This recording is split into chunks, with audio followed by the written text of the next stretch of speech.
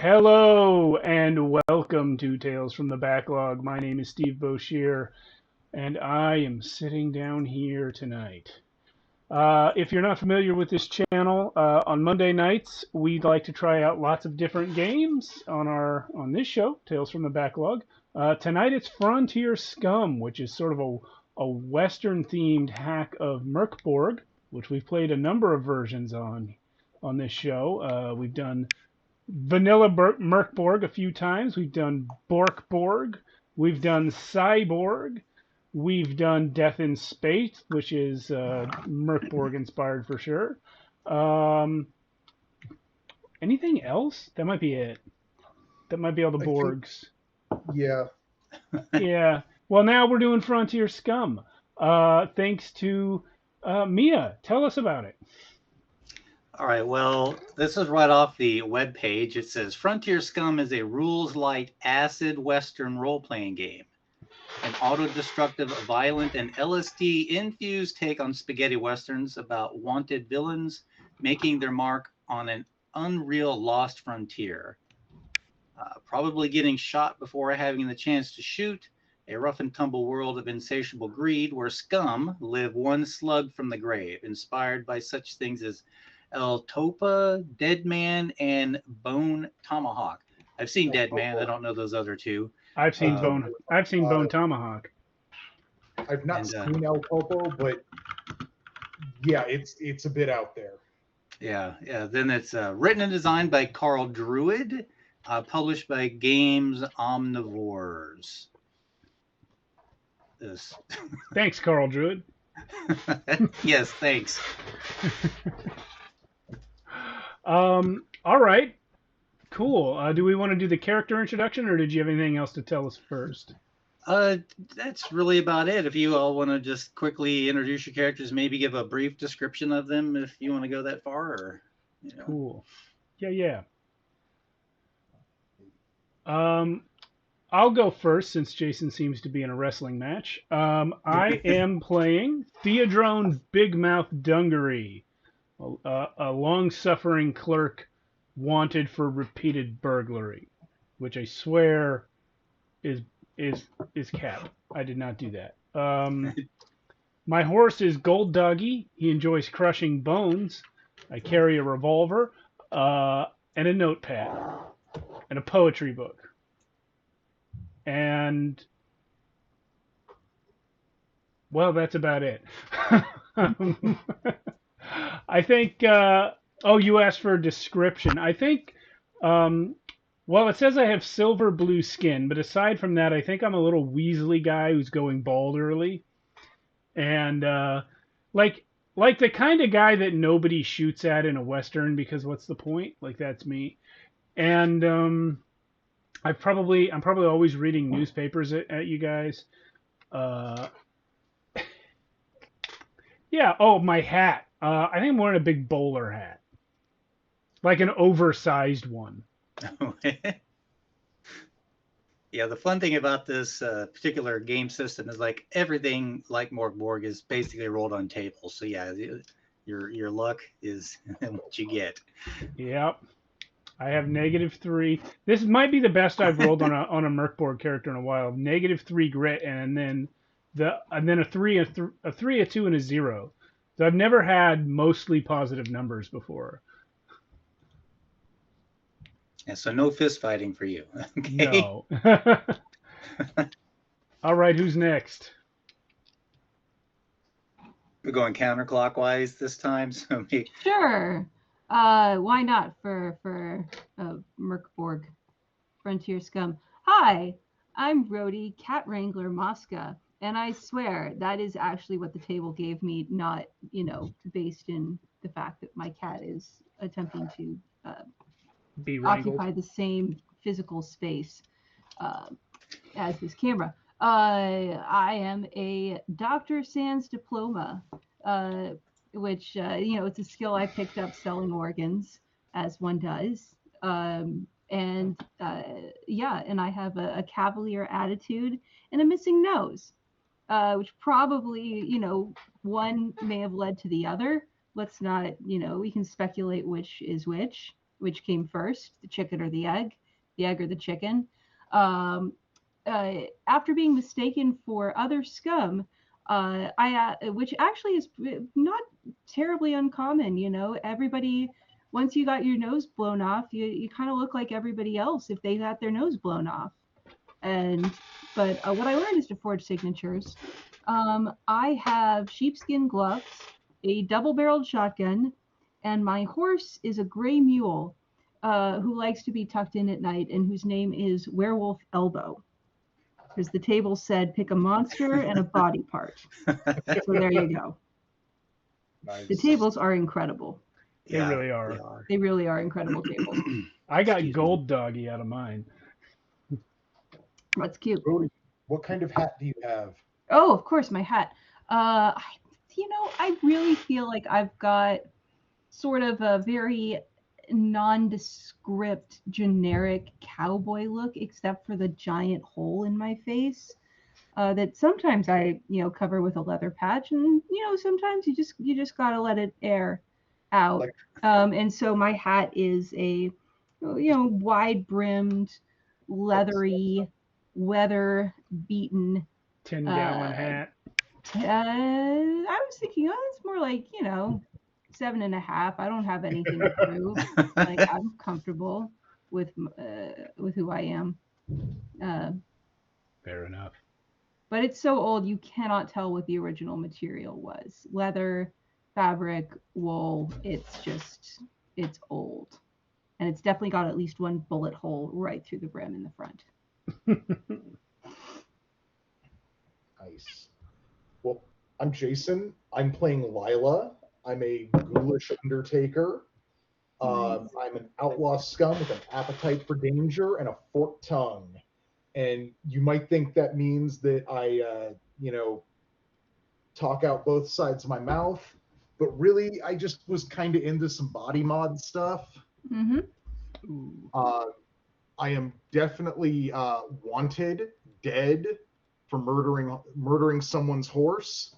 I didn't really think of it as murder, but whatever. People get attached to their horses. I've got a strong back. I got dexterous fingers and a firm constitution. I've got a double-barreled shotgun. I got a shovel, a crowbar, a large tent that I share with my donkey, Bloody Grenadier, and I am topped with a dusty top hat that, if examined closely, is actually a really deep dark blue. All right. Nice. But is someone I rolling just- directly on the table?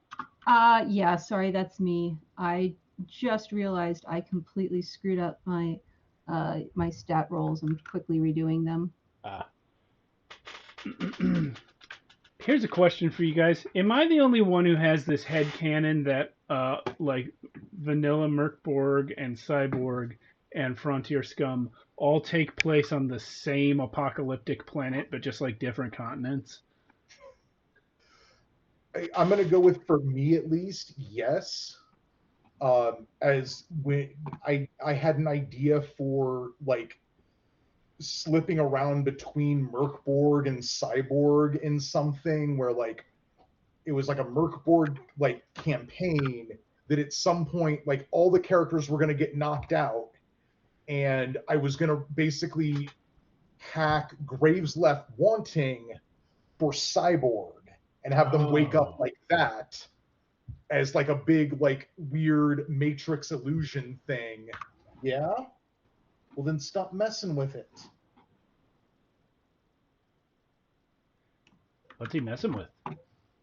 I'm so glad the whole cat crew is here tonight. I just cleared out a bunch of stuff. Earlier this afternoon, for everyone who's so thrilled to learn about this, I built some more shelves this afternoon and cleared a bunch of stuff off the table right next to my work desk, my computer desk. So now Strelok has a bunch of space to move around and can get its stuff. And my cats are behaving themselves right now. So. I called it over. All right, we're 15 minutes into the stream. We should probably start a game. All right. Well, You are traveling on your way to Palace to meet somebody, a gentleman named Victor Winchester. All right. It is a blistering hot day as you ride. The air is thick with the scent of dry earth and the distant cries of circling vultures. Your faces glisten with sweat, the heat seeming to seep into your bones.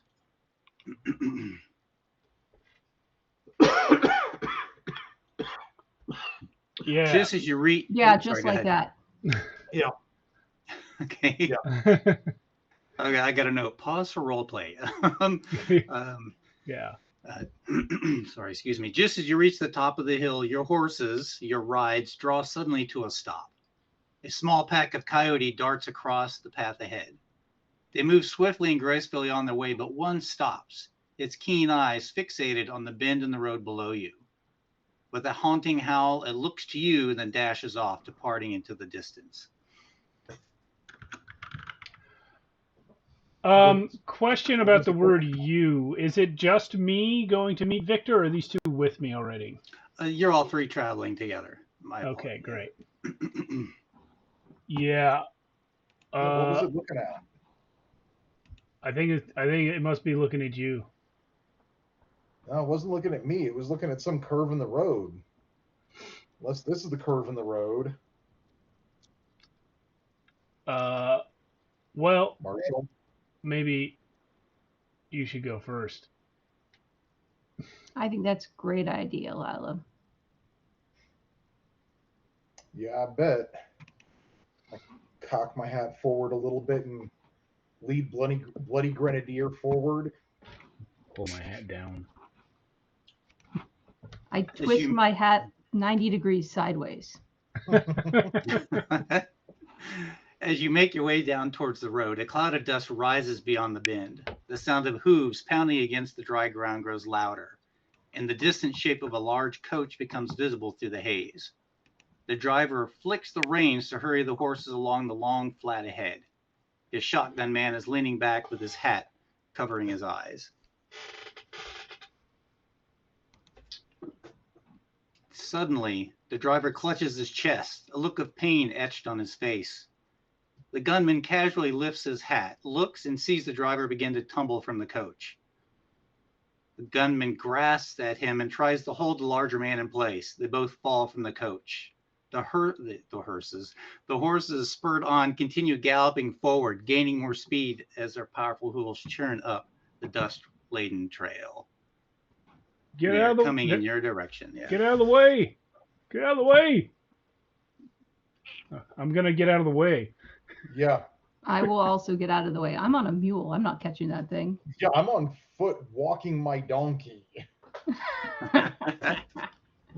I guess if someone's gonna catch the coach, it's gonna be me then. The cries of passengers inside can be heard. Well, I'm gonna roll we just for watch it go by like, well, Yep. that happened. How You're okay. How much am I gonna say? You're kind of like on a converging path as you're riding down the hill. So yeah, if you speed up Theodrone, you can maybe catch up to it and intercept it. I gave myself a little roll to see if I was going to do it, and it came up 1, so I guess I'm going after the coach. Yeah. I don't have spurs, but I imagine I've taped like some thorns to the back of my boots, and so I'm gonna spur my horse on. Come on, gold doggy! Free coach! You're galloping towards the coach. What did you roll for your slick check on that? Oh, I got to do a slick check. Okay. Yeah. That's a 9. All right. You are not going to catch up with the coach. Hey, I want to spend my ace. You can spend your ace for me? That. Yeah. Absolutely. Now it's a 14. All right. Thanks, man. Let me get rid of your ace for you. There you go. You gallop down the hill and you draw alongside the coach. The reins of the horses have fallen and are dangling down on the what they call that board that connects the coach to the horses. And from Yeah. inside, Yeah, the thing that you see a large man lean his head out the door and look at you. And then he like starts to open the door to climb out. Hey, wait, hold on. I'm gonna get it. I'm gonna pull my fly net out of my horse's bag and try and get the reins from the coach and hand them to the guy. Yeah, we'll call that a slick roll. It would be pretty slick. And it's difficult, so a DC 14.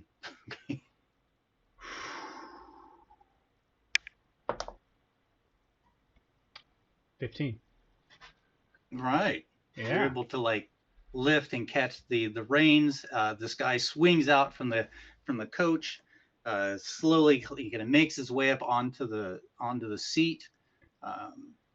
As he's going, his hat flies off his head in the wind, and he climbs up and he reins the horses to a stop. Whoa, whoa! And they come to a stop there. You all right there, mister? He looks over at you, or looks down at you, or I guess sideways at you. His well-built frame filling the seat there. His weathered features, there's a prominent scar across his cheek. There's a Union flag stitched on his chest and a symbol on his sleeve. And he doesn't say anything, but from inside the coach, you hear a voice. Well met, sir. Well met. Thank you for your assistance. Oh, I'm just glad to be of service. What do you know what happened to your driver? He just fell off the seat. Oh, how far back is he? And as the door creaks open again, and out steps a dapper gentleman of about 35, black hair slicked back beneath his top hat. The smell of pomade floats up around him. Oh, I can be over there checking out the driver Oh yeah. Oh, and the well, I fallen. think, Yeah. like if we see the Yeah. driver fall, the coach keeps going. Mhm. Lila would nudge at Rhodey and say, "Hey, one of us is needed here. Let's go find out which." Mia, Alright. I have a question for you.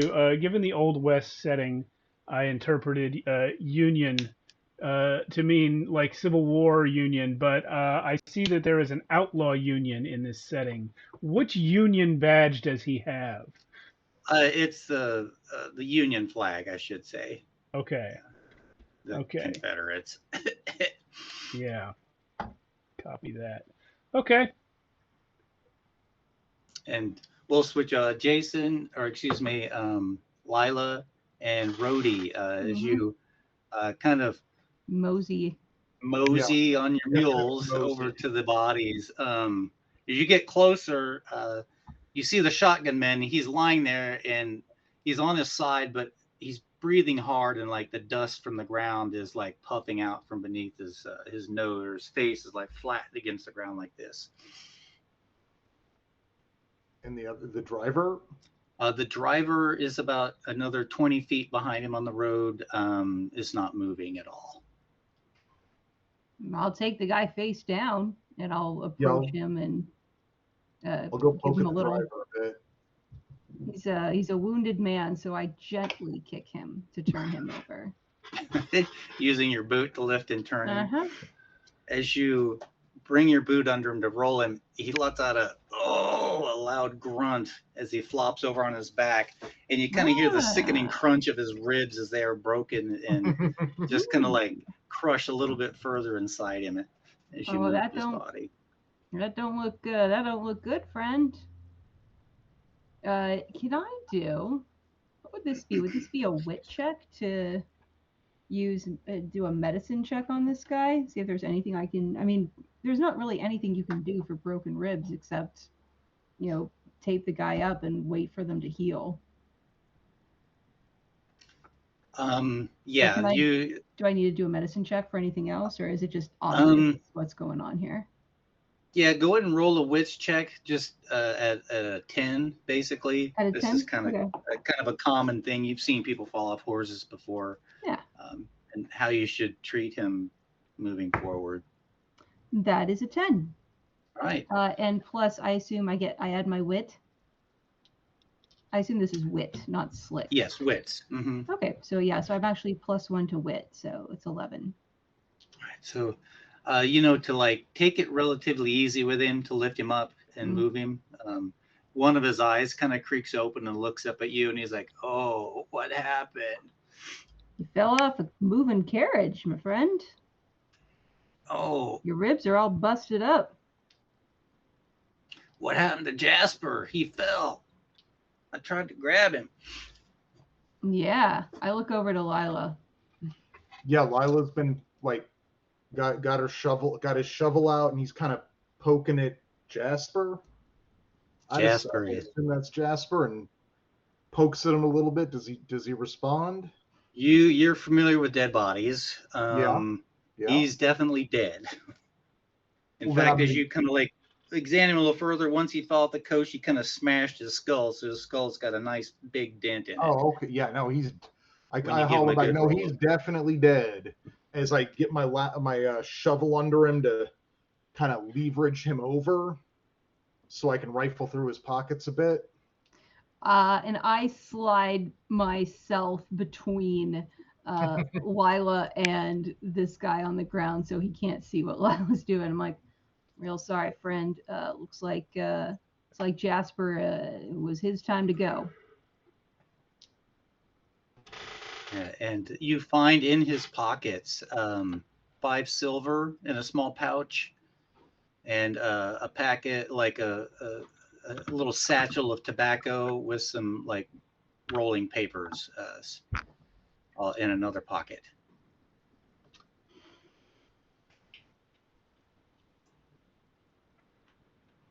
And the shotgunman stands up. He's like, "My name's Wallace. Thanks for your help." And he leans heavy on you as you help him along. Sure. What else are neighbors for in these wild parts?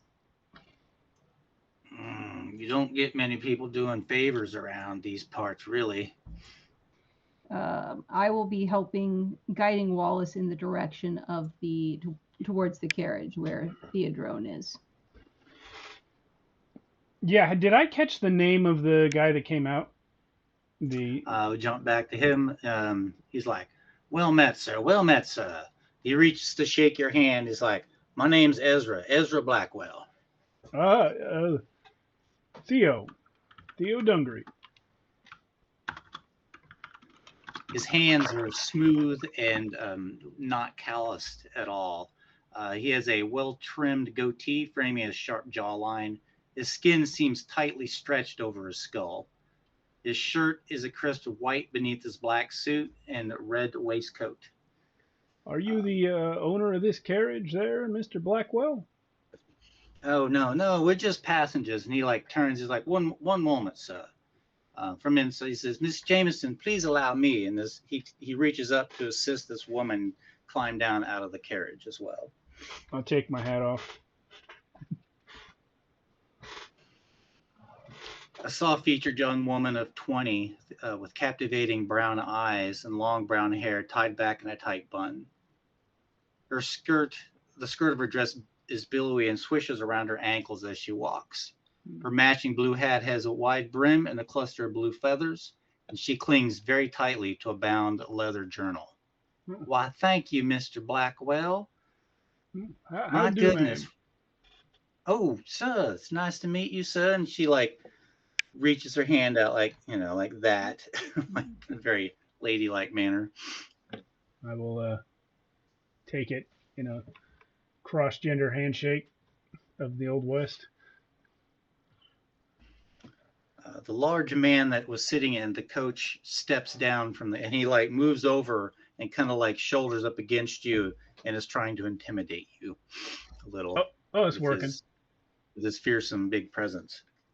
I didn't catch your name, sir. Mr. Blackwell said, "That's Silas Kincaid. He's my man, if you know what I mean." I do. I'm sorry. What was the woman's name? She's like Emma Jameson. It's nice to meet you, sir. Jameson. The typing. Sorry. We're all just typing the names. It's as they quite come all in. right. Quite all right. And finally, another gentleman, a grizzled man who appears to be in his late 50s, steps out with a bushy white beard and piercing blue eyes. He wears a wide-brimmed hat that has seen better days and a threadbare coat which is patched in places. His boots are mud-coated, and he steps out and is like, "Hello, my name's Jackson McAllister. How y'all doing? Thank you for saving us." What you're quite welcome, sir. Though I think your man Kincaid here would have got those reins regardless. I was glad to be of service. As you say Kincaid's name, he takes a deep breath. He's like, "Yes, I needed no help, but thank you." You're welcome. At about this time, we are rolling up, helping Wallace, I assume. Helping Wallace. No. Jasper is splayed across Bloody Grenadier's back. Mm-hmm.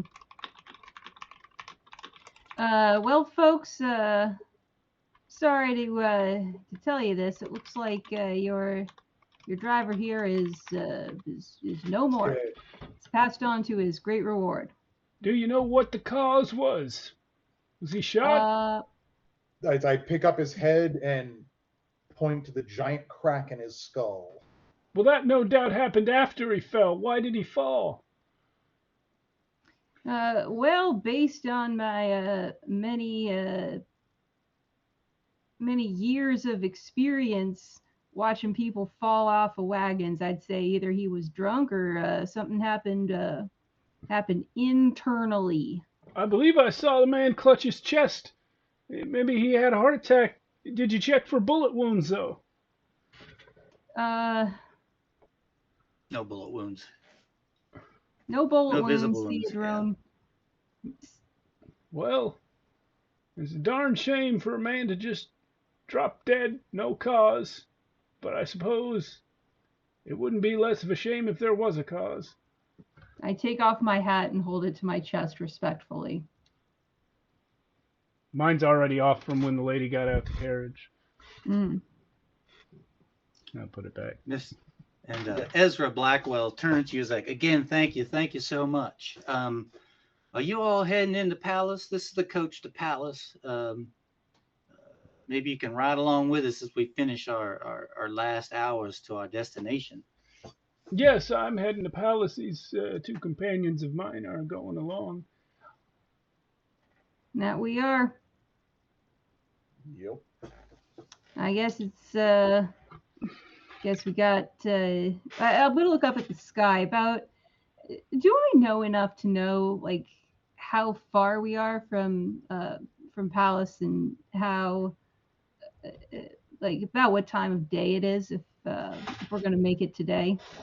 It's about midday. You're at the rate at which the carriage was traveling, they would have gotten there in about 2 hours. Meanwhile, you guys at a leisure pace with some mules, it's going to take about 4. Yeah. Well, folks, we're I guess we got 3 questions. Who here is the best at driving a wagon? Do you want us to, shall we all, second the question, shall we all join up forces? We're run a little slower than y'all, so it might be a bit of a delay, but we still make it there today. And third question, y'all want the body in with you on the roof, or are we doing some kind of roadside burial here?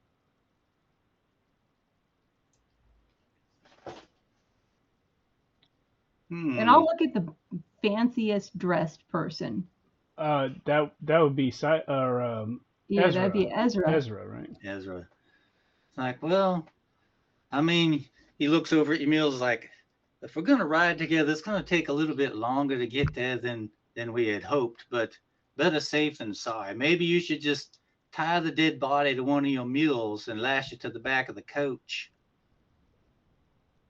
I certainly don't want a dead body in the coach with me.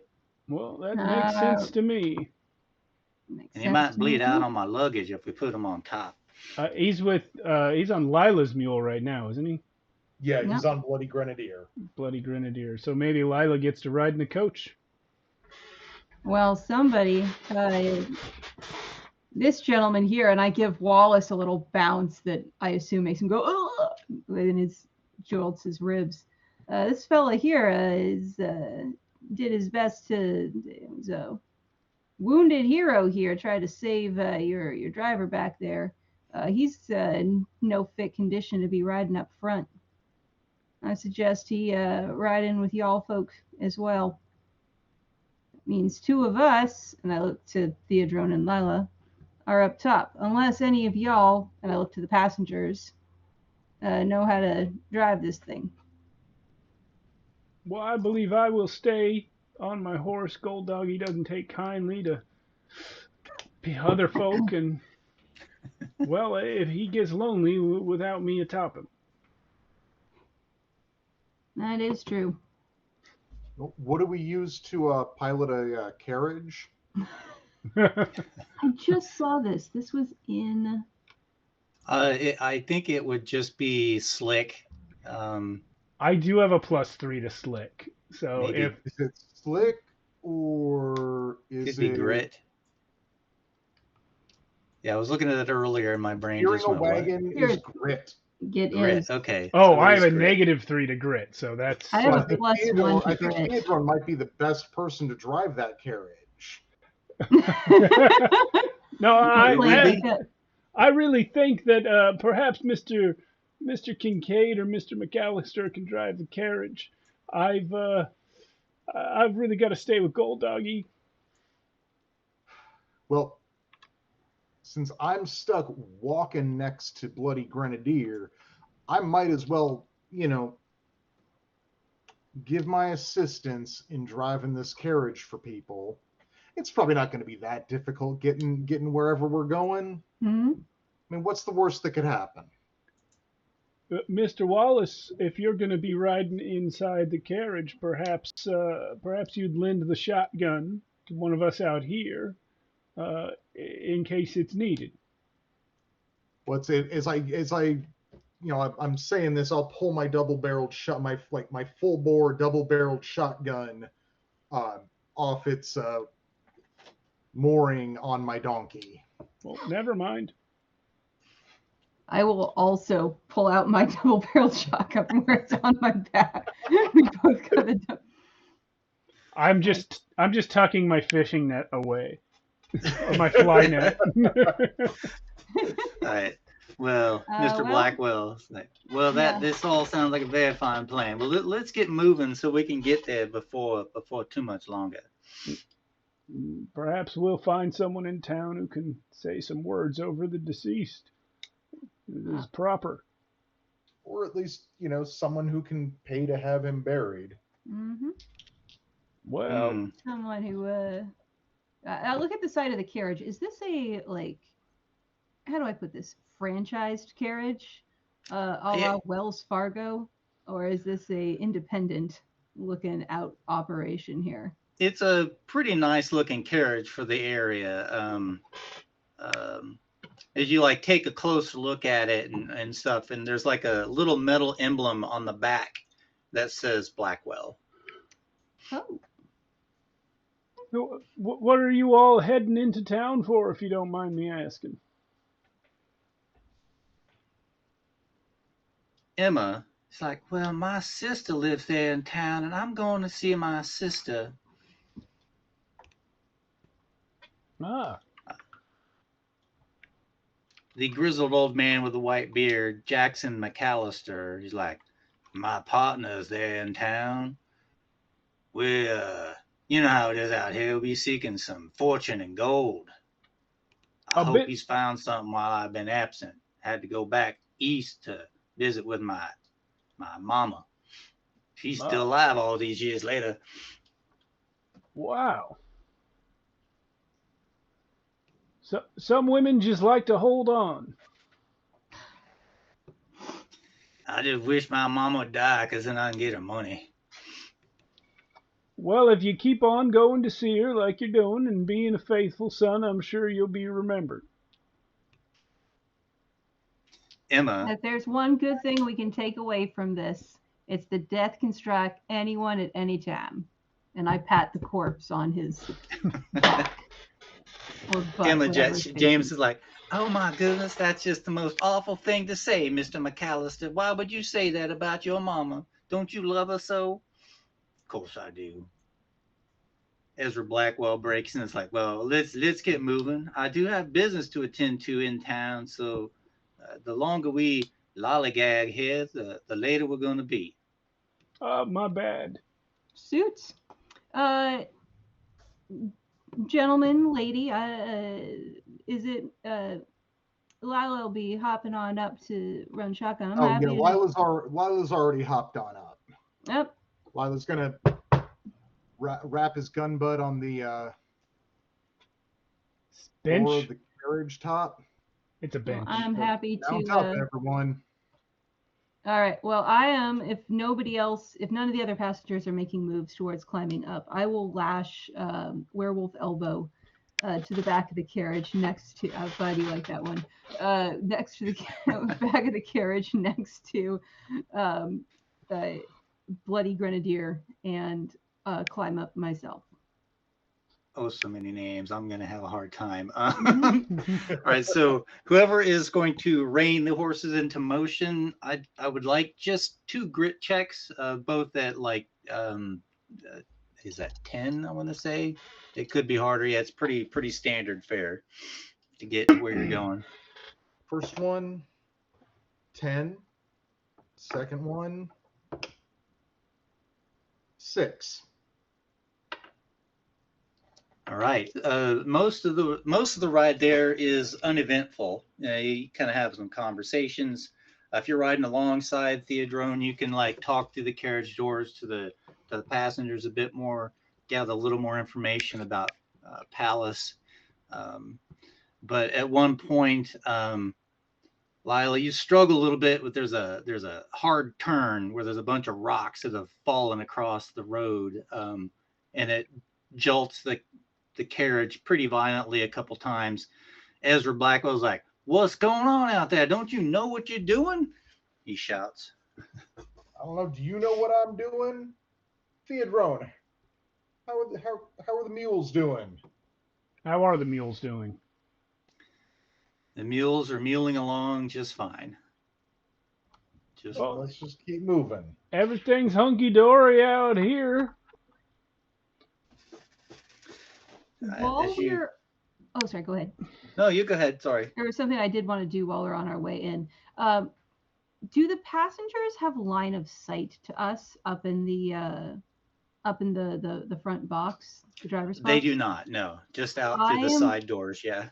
I'm going to sort of hop myself up onto the roof and start rifling through the luggage that I can reach. All right, especially anything with Blackwell's name on it.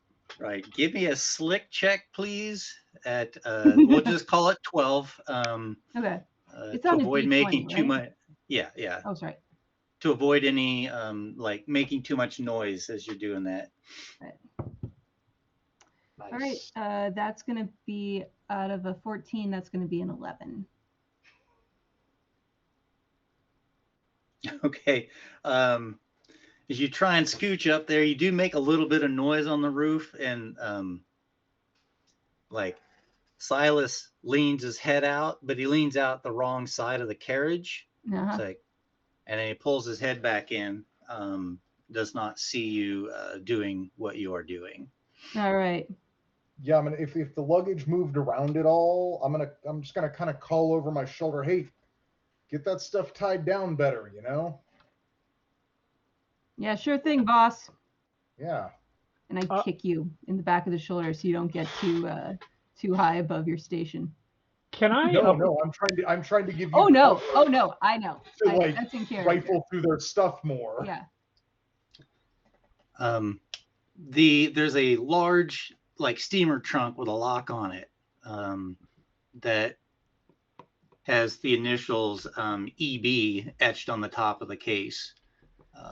There's a kind of a brownish bag with EJ for Emma Jameson etched on it, and another large like duffel bag that's up there as well. I'm sorry, you said I missed. You said duffel Emma Jameson's duffel bag. It's what was the first one you said? There's a steamer trunk with Ezra Blackwell EB etched on the top. Is it openable? Is it like? It is locked. Yeah. Okay, yeah. I'm gonna go for the easy pickings. I'll go for the duffel bag. Right. As you like are moving through, kind of like pop it open, and you're like digging in there. You pull out like the hat of a Confederate war veteran, and a little deeper in there, you find a 6-shooter that's unloaded. Which one had the Union patch on him? That was Silas Steelheart Kincaid, the big guy. He's got a nickname. Ezra's bodyguard. Okay. Well, is there any? I'm looking for any sort of small, loose objects. I feel like taking the. I'm not going to take the hat. I feel like taking the. I'm actually not going to take the gun because that's going to be pretty.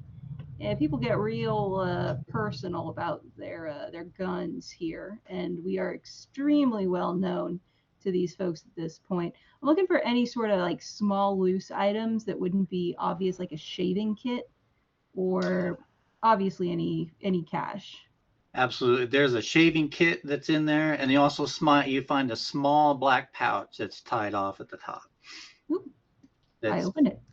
As you like feel at it, it feels kind of lumpy. You pull that back and open, and inside are several teeth, some with gold fillings and some without.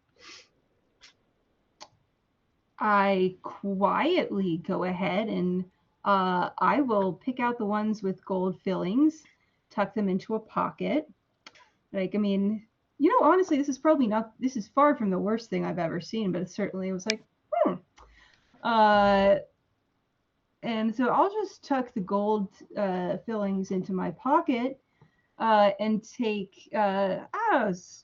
out something nice from that shaving kit. Like they've got like a little open blade and a mirror. I'll go ahead and secret those away on my person as well. Seal it all up, close it up, zip it up, slide back on over to Emma's suitcase and go through that as well.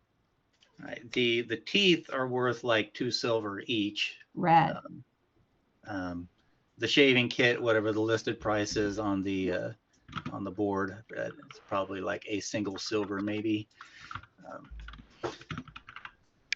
The rest of your trip is uneventful. As you round another bend, Palace rises up in your view. Can I retcon real quick what I was doing while she was going through the luggage? Mm-hmm. I don't know how the skills apply mechanically, but I would like to use my good at They give you advantage on whatever check you're making with them. Yeah. I would like to apply my good at connecting with people skill to try and get a little more information out of Ezra Blackwell. So I guess I'd start with Mr. Blackwell. You said you had some business meetings up in town. What line of business are you in, if you don't mind me asking? I'm a clerk myself, former newspaper man, and many other literary pursuits. Well, it's been a long time since we had a newspaper man in town. Might need to talk to you about that, see if I might be able to put you to work. Oh, perhaps.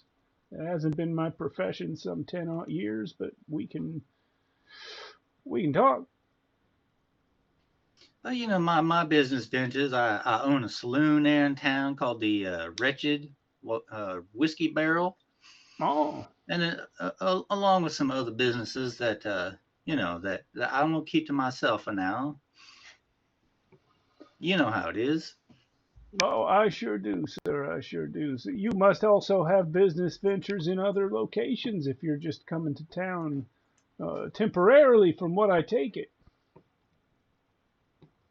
Yeah, absolutely, absolutely. I travel the territories, got businesses in various places. Well, a man looking to build an empire. I salute you, sir. Now, I can always use good men's, but yeah, well, I appreciate you asking, sir. And again, a newsman may come in handy. Have you heard any news lately from any of the other outer territories? Have I? No, not really. No. Well, I heard something over from Sickwater Lake. Apparently, they had a bout of tuberculosis out there, swept through half a neighborhood. Many people died, but they got it under control. That's terrible news. I hope to God that stuff doesn't make it our way here in Palace. Yes, sir. It's a terrible disease, but it seems people are learning how to handle it. Absolutely, absolutely, absolutely. Anything else you Cocaine, guys? I yell. The trick is a solution of cocaine dissolved in whiskey. Oh, I heard it was Does wonders. tobacco. I heard it was tobacco. You know, if you don't have cocaine, that'll work. Cocaine or tobacco, miracle drugs. Mm-hmm. It's amazing what science can do these days. Indeed. All right, I'm done with this guy, I guess. Yeah. And scene. And scene. Scene 2, arrival in Palace, or like scene whatever. The town itself is relatively dilapidated. You've heard, this place. It's at one point it was a bustling, well done, well made city, but it's fallen into disrepairs. It's really not a stop for everybody. A lot of shady individuals tend to migrate here. As you approach, it is bustling with activity. The sound of the hooves and the rattling of the coach draws the attention of the locals. Dust settles in the air, creating a hazy atmosphere as the horses come to a halt. They might dusty. The curious gaze of the town folk follow you as you make your way into town. Especially with a dead body over the back of the mule. Does that are people excited? Does that cause any excitement or distress? Wait, we didn't cover him with a blanket, did we? I didn't. I'm not putting a blanket over a dead body. My good tent. Yeah. None of the passengers offered anything. And I didn't think of it. I didn't think of it till now. All right. Well, I thought guess of it. maybe he's been drying nicely on the road. It's a weird thing is everything must have fallen out of his pockets. I don't know what he had in them pockets. As the coach offloads, each of the persons is like, well, Ezra turns like, I must make my way to the wretched whiskey barrel, the wretched whiskey barrel. Theodrone, you know that you're supposed to meet your friend at a place called the Dusty Spurs, another saloon in town. Wow, this place has 2 saloons. Mr. Blackwell, if you've been here before. Oh, sorry. Metropolis. Sorry. I was the Dusty Spurs? Dusty Spurs. Mr. Blackwell, I take it you've been here before. Can you point me to the Dusty Spurs, please? He's like, well, I'd rather you come to the wretched whiskey barrels. That is my business.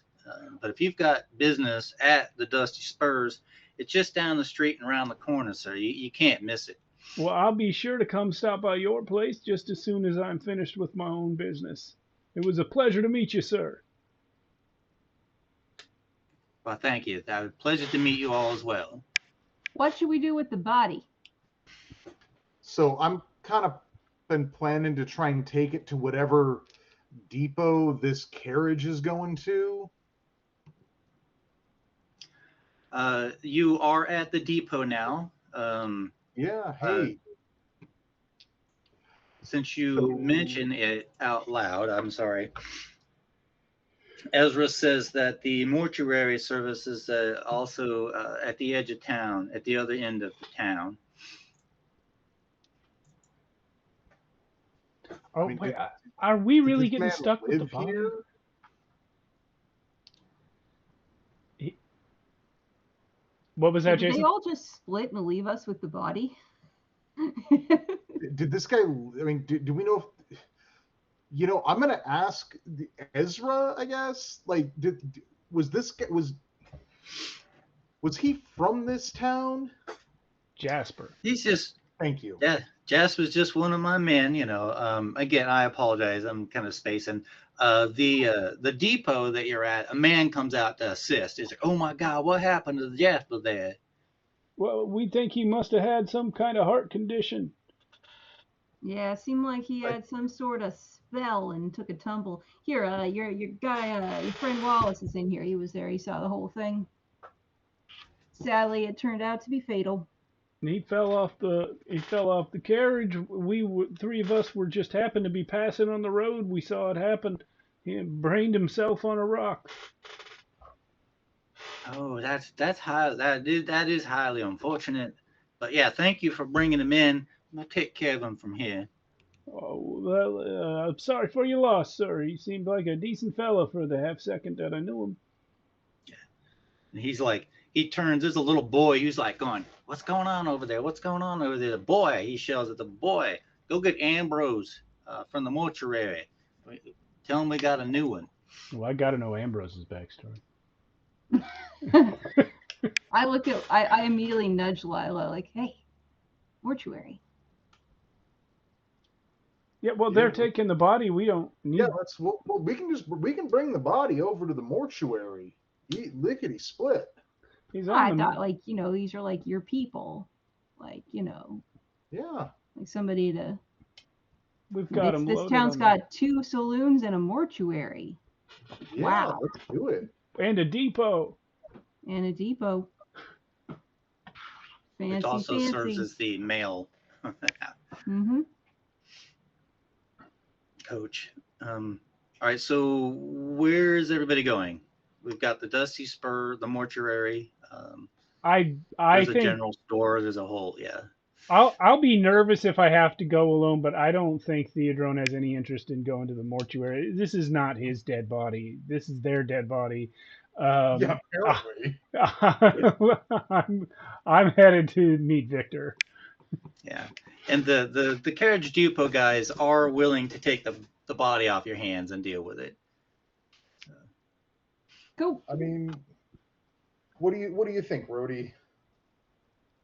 Well, I mean, what are we gonna let them have them? It's not our call no more. Wallace, you can speak for. Do you know? You wanna? I don't know how close you were to your friend here. Well, I just want to know so as I can know if I'm rolling him off the back of my donkey, or if we're gonna leave him there and like keep moving. Well, as he's already loaded up, it wouldn't hurt to walk him over there. But after that, I mean, we didn't even know the man. The attendants start to lift him down as I off the donkey. That's a fine donkey you got here, sir. She is a real piece of work. She throws grenades. Huh? There's a little joke. That's her name. Right. Thank you very much. Well, you all have a good day. We will. How high up in the sky? Like how low in the sky is the sun right now? Mm-hmm. It's late afternoon, approaching dusk. Okay. Maybe like All 6, 7 o'clock at dusk. Yeah. Yeah, I mean, I guess let's hit this saloon before the sun like actually sets, right? Yeah, we got 2 saloons to visit now. Come on, Gold Doggy. Crawl. Pub crawl. Let's Pub go. Yeah, we'll head to the Dusty Spur, and I'll look around. Do I know what Victor looks like? You do know what he looks like. As you make your way down the street, the curious gaze of the town folks follow you. A few of them are looking off back towards where you came into town. You look back that direction, you see a woman. Lila does. Yeah, Lila. Because You Lila's see a definitely looking around nervously. you see a Native American woman standing at the edge of town, observing you with sharp eyes. Your eyes meet briefly, and then she breaks from her stance and moves behind a building.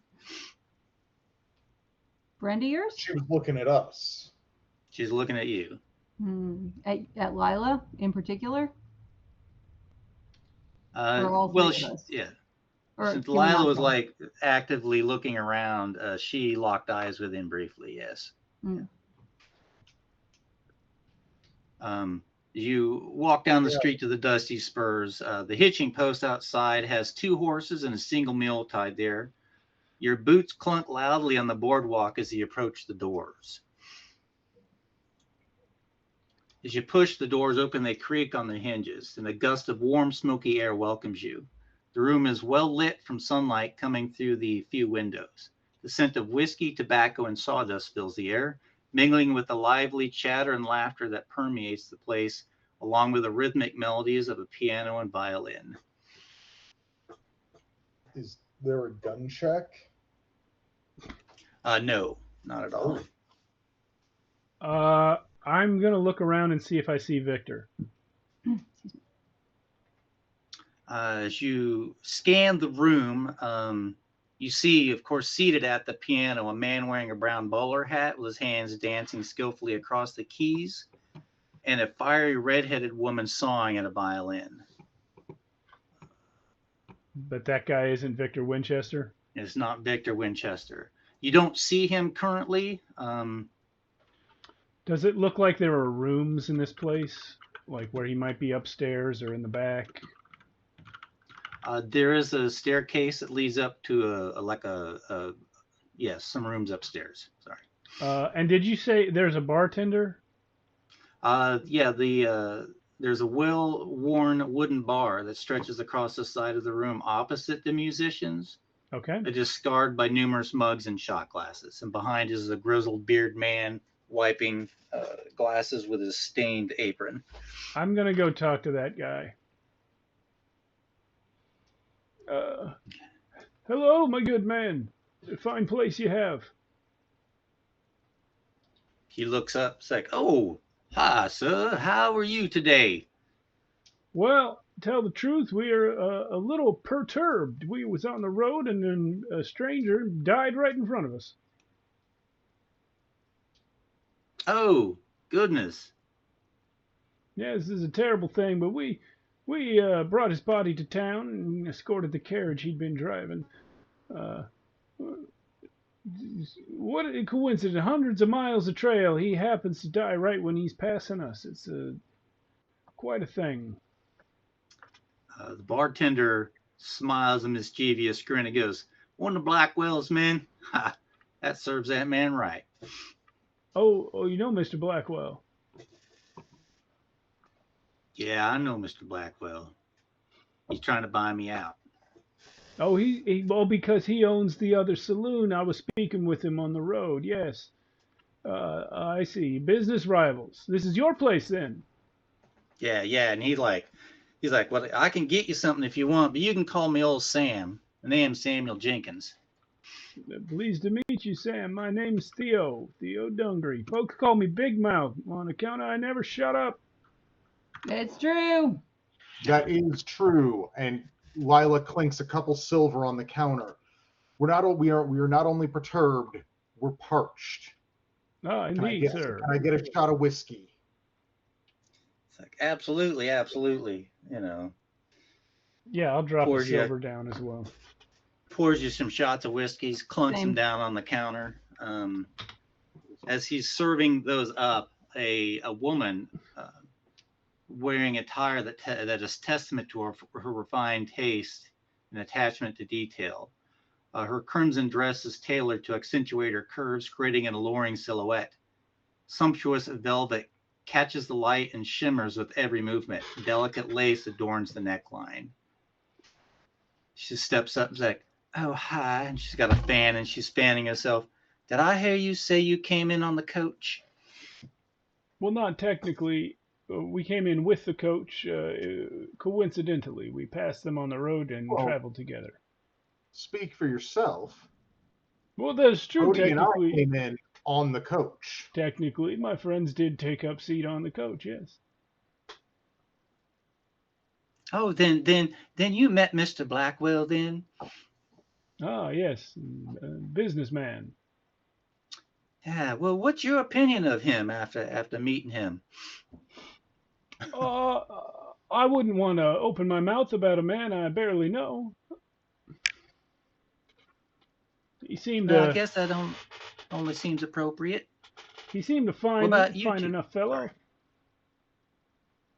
She turns and looks to you two, Lila and Rhodey. What about you all? What do you think of the man?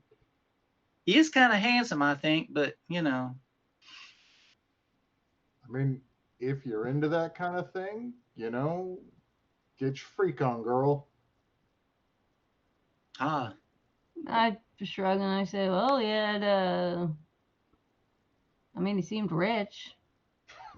He did indeed seem rich. no, he absolutely sure is. Well, I'm not one to incite class warfare, but oftentimes the rich gain a measure of insensitivity to those beneath their station. I said before, I don't mean to speak ill of a man I just met, but his driver died on the road, and he seemed unbothered by the situation. Unperturbed.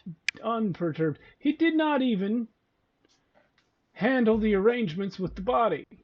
He moved off and left us to deal with it along with his cohort.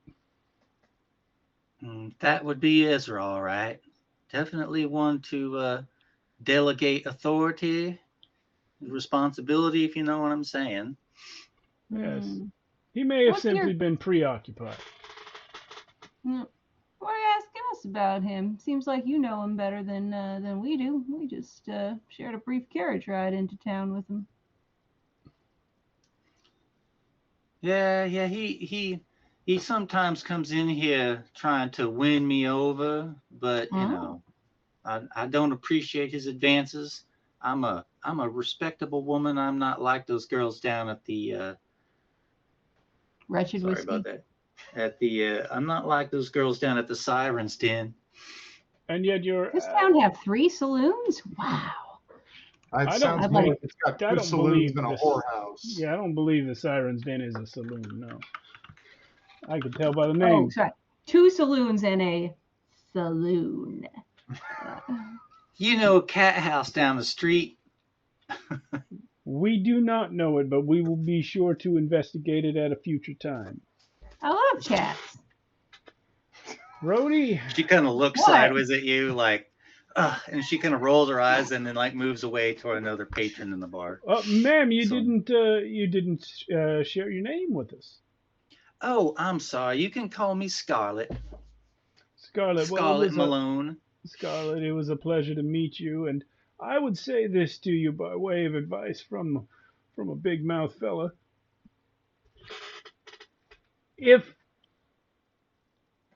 If you're asking strangers for their opinion of a man you already have an opinion of, it seems like you're trying to talk yourself into something. Maybe you should rethink why you need talking into it in the first place. Because it may be that you make a mistake and you're just looking for somebody to validate that mistake. Go with your gut. Well, I do appreciate that, sir. You have a good day. She moves. She turns to go to another patron. Old Sam behind the bar is like, "So what y'all's business in town? You want to pull up a table, or Oh, I'm here to meet a friend of mine, old acquaintance named Victor Winchester. Have you seen him? You know the name. Continues to like clean the glass. He like drops his apron, sets the glass down, kind of scratches at his beard. He's like, Victor Winchester. That name does sound familiar. I don't think I've seen him for a couple days though. Does he come in here when he's around? He does come in here occasionally. Well, I was supposed to meet him at the Dusty Spur. That's what he told me. Well, maybe he'll show up later. I can't speak for the man. As again, I don't know him well. He kind of keeps to himself, a little bit mysterious. Out of character here, Mio. What was the exact arrangement? Did he expect us on a specific day, or is it just sort of around this time? Around this time. Okay. Yeah, you know him as being a bit of an underworld figure. Maybe he's like got some other business he's attending to, and no doubt might possibly be along shortly. Yeah. All right. Yeah, I imagine we didn't ride horses across hundreds of miles of waste and get here just in time for the 3:00 meeting. But yeah. Well, friends, we've made our presence known. Where do you recommend that we find lodging? Well, you can stay right here tonight if you want. I've got a couple rooms upstairs that are available. We'll be happy to take a room. Well, I'll be happy to take a room. I don't know about my friends. How much? We'll take that room. I'll stay in Theo's room. Well, these rooms I got, they ain't too fancy. Just 2 silver a night. Now, Rhodey, I'm a married man. All right. You got yeah, you're a married man, short on horses? silver. What was it you said there, Jason? Right. You got somewhere we can board our horses? Yeah, I got a stable around back. I got a stable boy who can take care of your horses for the evening. All right. It's 2 silver for the room, yeah? Yeah. And to stable your horses, that'd be 1 silver per horse. I'll pay for the room if you pay for my horse. All right. Just make sure you stay on your side. Yeah. Mm-hmm. Yeah, I'm paying for a room and my horse and my donkey. Now, just because I'm not exactly sure where I left my wife doesn't mean I don't know. I don't have one. Mm-hmm. That's fine. Canada, right? Where's that? North. Perhaps. North of everywhere. Well, I've never been north of everywhere, but we did get separated. Question for you. Have you guys sat down at the table to have this discussion after? Oh, I thought we were Standing at the heading bar. up to the room. Yeah. Okay, we're in 3 different places. I'm just curious what you're actually doing. I didn't catch. You got a room, you got your stuff boarded. You going up to the rooms to check them out then? Well, I want to get Woody Grenadier boarded up first. Same. Yeah, I'll get Goldie. Make sure to tell the stable boy, tell her some good jokes. She likes a good laugh before she goes to bed. Oh, I know a few jokes, but I could tell him I got that taken care of. So no problem at all. No problem at all. Yeah, you do that. I slip him an extra silver just for good measure. Oh, geez, that's awfully nice of you, sir. And he like tucks it into his pants. And he's like, "Do you need other horse? Your horse and your mule? They need anything special while you're here?"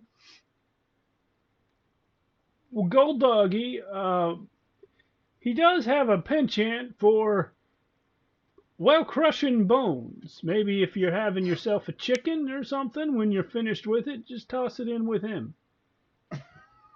Oh, yeah, absolutely. This extra silver this man gave me right here, I'll go get myself some fine food and get this horse some bones to chomp down on. No, he steps on them. He likes to crush them. Oh, gotcha. He's got a horrible violent streak, but we've managed to train him to only use it on dead animals. Mostly. Well, that's awfully interesting. So I just don't know what I'm going to do. I'll get myself a chicken, and sure thing, I'll give him some bones to crush. We appreciate you, young man. Werewolf Elbow here is very easygoing, as long as you make sure to tuck him in at night. Werewolf Elbow, that's a really interesting name, but when you say tuck him in, you like a blanket? We got blankets. I guess I can do that. Yeah. No problem. No problem at all. Just a nice horse blanket, but you have to call it a mule blanket in front of him. He gets real upset. He thinks he's got a real inferiority complex, as they say. But it's got to be a mule. So just call it a mule blanket. Not sure what that word inferiority means, but I got you. I'll make sure I call it a mule blanket. No problem. No problem. As you, I guess, now make your way back into the bar or saloon to head up the stairs. As you come back around from the back of the saloon towards the front, there's the Native American woman standing there in front of the door, blocking your way. Yeah. Evening, ma'am. What? Evening, she says. I'm Kiona, a respected member of the Sapala tribe. May I speak to you? Well, it seems that you already are. I'm Theo. She looks down at your hand with a little disgust on her face and doesn't take it to shake. She's a respected member. We're still there, right? Lila and me? Yeah. I'll step up next to Theodrone and say, ma'am, have we done something to offend you?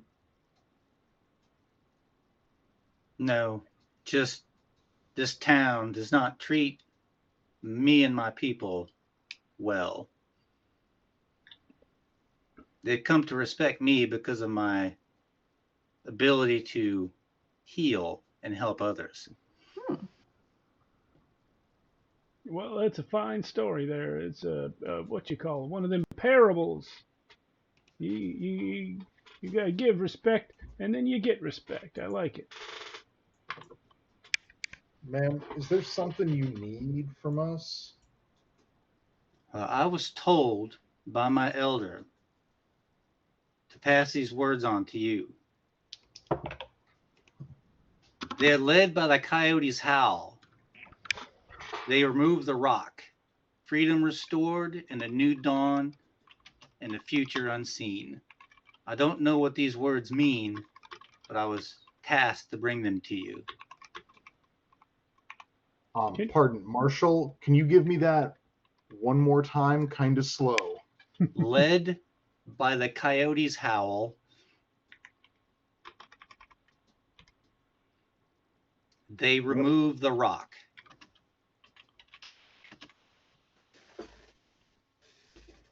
Freedom restored, a new dawn, and a future unseen.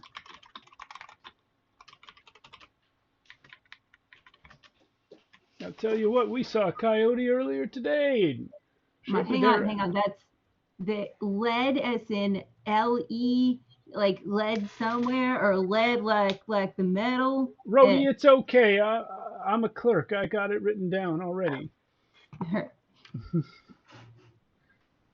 But you two recall we saw poor Jasper right after we saw some coyotes, and then he hit his head on a rock.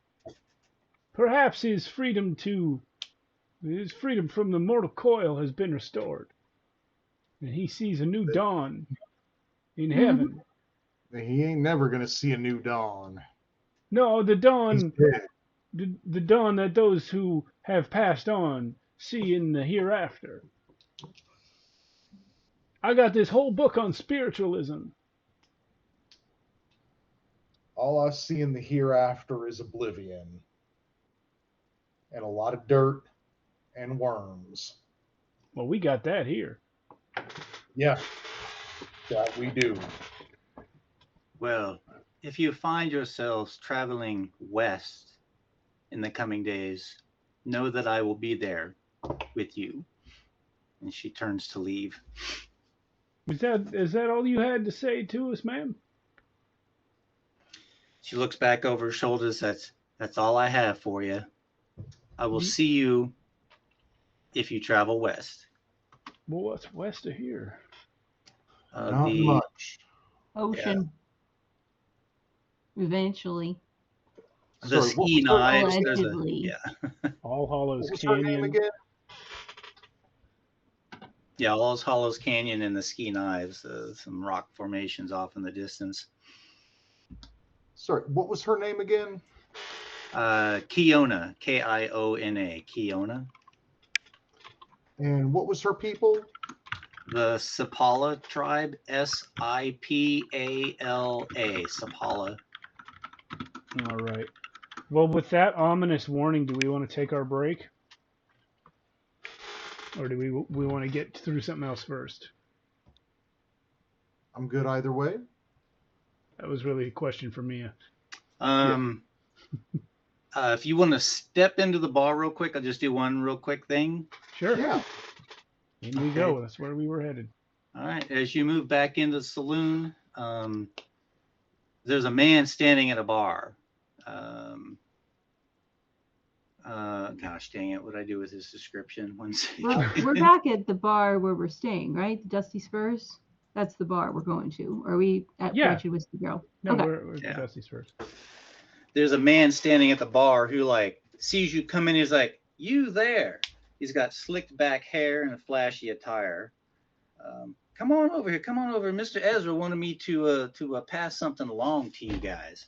Standing behind him is another hulking guy, very similar in size to Silas Steelheart Kincaid. He's clinging to a sledgehammer that he's holding across his shoulder. As he stands behind this other guy. He's like, come in. You can call me Slick Wilson. Mr. Wilson, pleased to meet you. I'm Theo Dungery. This is Lila and Rhodey. There's a couple quick shake hands or raised hats or tip of the eye. He's like, well, I just want to say my boss told me to find you and give you this. Yes, Slick Wilson. And he reaches in, he kind of clutches this pouch in his hand, and it's kind of a hefty little pouch. And he's like, he looks at it kind of wantingly, and then he thunks it down on the counter. He's like, that there is what my boss calls what did he say? What was the word he said? A retainer. A retainer. If you all know what that, I don't know. What's that word mean, by the way? It means he's paying me in advance for something he expects me to do. But we didn't discuss any such thing. Sounds like it should be some recompense for helping them out on the road. We did indeed. Like a reward? Is that what you're saying? Well, if it's a retainer, it's kind of a pre-ward, but I don't know what it is he'd be retaining us for. I am already reaching out for the money if nobody else has. Oh, I've already picked it up. Okay. All right. Slick gets a really big grin on his face. Is like, well, as long as I got it delivered, I don't know how much is in that bag, but it felt pretty hefty. I wish that's more money than I've touched in a long time. Well, Mr. Wilson, we thank you for your service, and you may tell your employer that you've done your duty. Absolutely. Again, if you want to speak to Mr. Blackwell, he's at the Wretched Whiskey Barrel, or he will send me to find you again. Fair enough, sir. By the way, do you happen to know a man by the name of Victor Winchester? His eyes clench a little bit. It's like, Winchester. Yeah, I know that guy. He's not too popular around these parts. Oh, I will take that under advisement. However, I did come to town to have a meeting with him. Do you know where I may find him? I don't know. As far as I know, he hangs out here when he's in town. There's no way he'd step inside the wretched whiskey barrel or the whiskey barrel. He'd be shot on sight if he stepped in that building. Rivals with your boss, then. You might say that. I see. Well, you make sure to let your Mr. Blackwell understand that we are happy for the retainer, but we are a little confused on what it's for, and therefore we will not be spending any of it until we get that sorted out. If things come to a head and he would like it back, we will have it for him. Okay, I appreciate that. And he turns to leave. All right. Anyway, you two, what can we blow this cash on? When you take an opportunity to count it, there's like 50 silver in there. Woo. How much? I'm gonna add it to my inventory, but in a different slot than my silver. Yeah. And we can break now. Yes. All right. Thank you, Mia. Yes. Thank you. Let's just go shoot him. Let's just go shoot Ezra. We know he's gonna turn out to suck, right? Oh, Let's just go I mean, shoot with a him. name like Blackwell, that's Yeah. doesn't paint him in a bright light, I guess I should say. Mm-hmm. All right. Well, we'll see everyone in 10 minutes. Thank you. Thank you. People don't need their appendixes. This is not well known, but it's true. You don't need your appendix.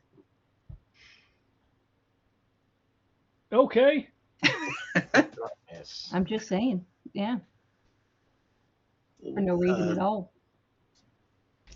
While you're talking, someone throws open the front doors like, demons, I tell you, they're all over the place. And then he turns and runs off really fast. The door Seems like a man shut. that's encountered some horse thieves. The piano player and the violinist stop momentarily as this guy yells. I'm gonna turn to the bartender and say, "Who was that?" Oh, that's just old man Cracknell. He's missing a few pieces of the puzzle, you know. Is there any merit in what he says? I don't reckon there is. I ain't seen no demons around town or anywhere. What does this town have some kind of death curse? I couldn't speak to that, but Ms. Crane might be able to over at the Tranquility Tubs. She seems to be a little... Tubs. For a dilapidated little burg, this place has got a lot of places to go. It almost seems as though everybody in town has an interesting backstory and a well-developed character. Series of relationships and engagements and entanglements all over. Yeah, we may be a small town.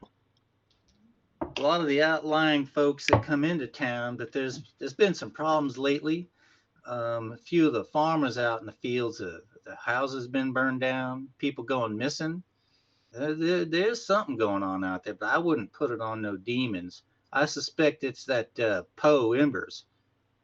Poe Embers, is he a local troublemaker? Oh, he certainly is. Before we drove him out of town, he was leading the cult of the sun. They actually got caught burning one of the farms down. If you find the man, he's wanted dead or alive. 500 silver if you can find him and kill him. You bring him in alive, 1,000 silver. All right. So Mia, you're introducing characters faster than I can type up their names. Who was the guy that came in? who was the guy that came in the saloon and yelled? Old man Cracknell. Cracknell. He sure is. And who's the guy worth 1,000 silver, dead or alive? His name is Poe Embers. That one I got, and he sent us to go talk to some lady about demons. Who was that? If you want to learn about such dark things, you should go see Ms. Crane. At the Tranquil Tub? at the Tranquility Tubs. Tranquility Tubs. Is this like the Siren's Den? Old Tilda. Oh, nothing like the Siren's Den at all. You need a comfortable bath to lie around in, clean some of the road dirt off. It's an okay place. He kind of crinkles his face as he says that. If you go there, tell her I sent you. All right. I gotta tell you though, there seems to be a lot of things happening in town that want to, I guess you'd say, hook our attention. But I'm still looking for my friend Victor. Well, certain if he shows up and you ain't here, I'll let him know that you are here in town. In fact, that you do have a room upstairs. Indeed, and it's getting on to dark. I suppose we should probably head up to that room. It is getting dark, right? It was. Yeah, it's the sun has set. You kind of been lingering, hanging out. It's getting a little bit late at night. All right. Yeah, let's go to bed and figure out who to kill tomorrow. Yeah, death and destruction. Are we able to get adjoining rooms? Rhodey apparently put herself in my room. Yeah, I got my own room. You're a heavy sleeper, and I can steal the blankets from you. Yeah, you can always throw your bedroll down on the floor. There's enough room in there. I'm sleeping on the floor for sure.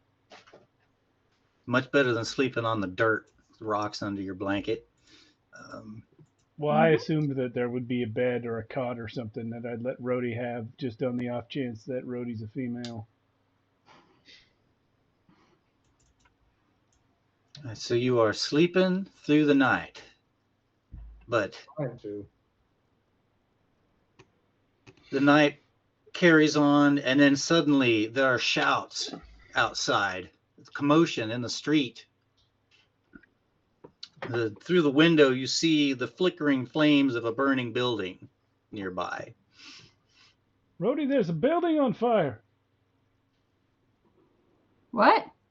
Everything's made of wood, right? This is like Old West. Yeah, the only building not made of wood is the bank. There's a fire out there. There's a fire out there. Do I see any semblance of a fire brigade forming up?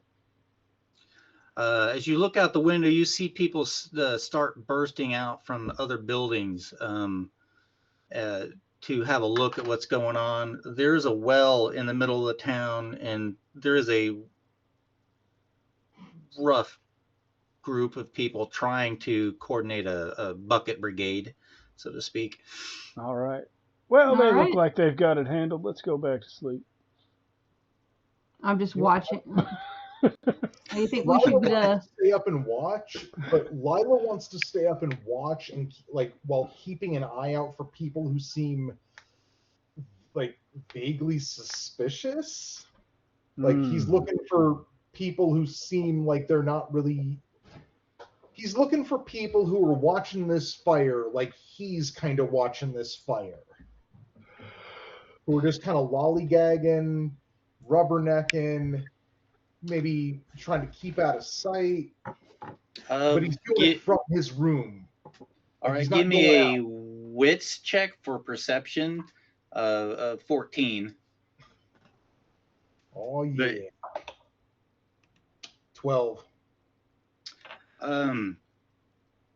You don't see any like suspicious characters, but you see these guys are milling about and running. Like one guy runs up to another, and he's like pointing off to the west and talking to this guy, pointing that direction off to the west.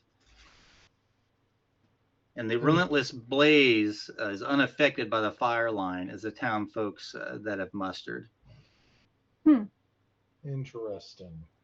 Does the fire look like it's in danger of spreading to other buildings?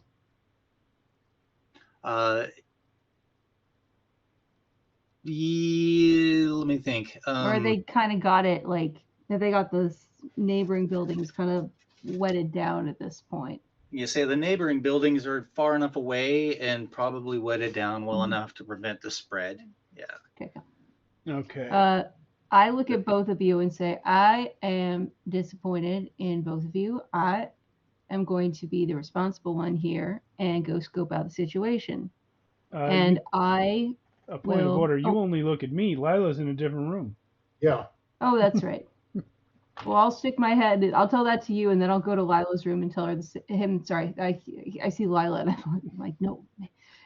I go to Lila's room and tell him the same thing, and then I walk down the hallway looking for open doors for people who have run out to go help with the fire, and I go in their rooms and rifle through their stuff. I'm assuming you do that with like just the ulcerity, so that Lila can't even get a word in to say. But I've been watching. I've been keeping an eye on stuff. I feel like Lila and I make eye contact in the hallway and just shrug off like she's disappointed. What the fuck? What'd she think we were gonna do? Put on our capes? You have a cape? No, it's an expression. To be clear, I'm not leaving the building either. I understand.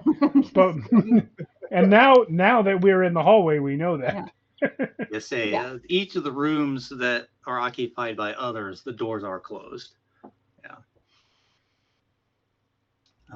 There's a little bit of commotion down on the floor, and the bartender / owner has come out and he's like, "Oh gosh, old Widow Harrington's place burning to the ground. That's a shame." Who is old Widow Harrington? What's her business? He looks up oh gosh, she's like one of the richest women in town. Is that her home or her business over there? That's her home. Well, I do hope she got out all right. Any word on what started the fire? Can't say, but I overheard some guys out there say that they saw somebody leaving town shortly after. A mysterious fellow on a horse with a cloak. Well, that proves it. Arson. Must be Poe again. Maybe one of his henchmen. You said it was Poe. Well, that proves it. Mm-hmm. Wow. 2 saloons, a saloon, Tranquility Tubs, crazy old man, and their own legendary masked bandit. This town really does have everything. This is how the Old And a West depot. works, right? Yeah.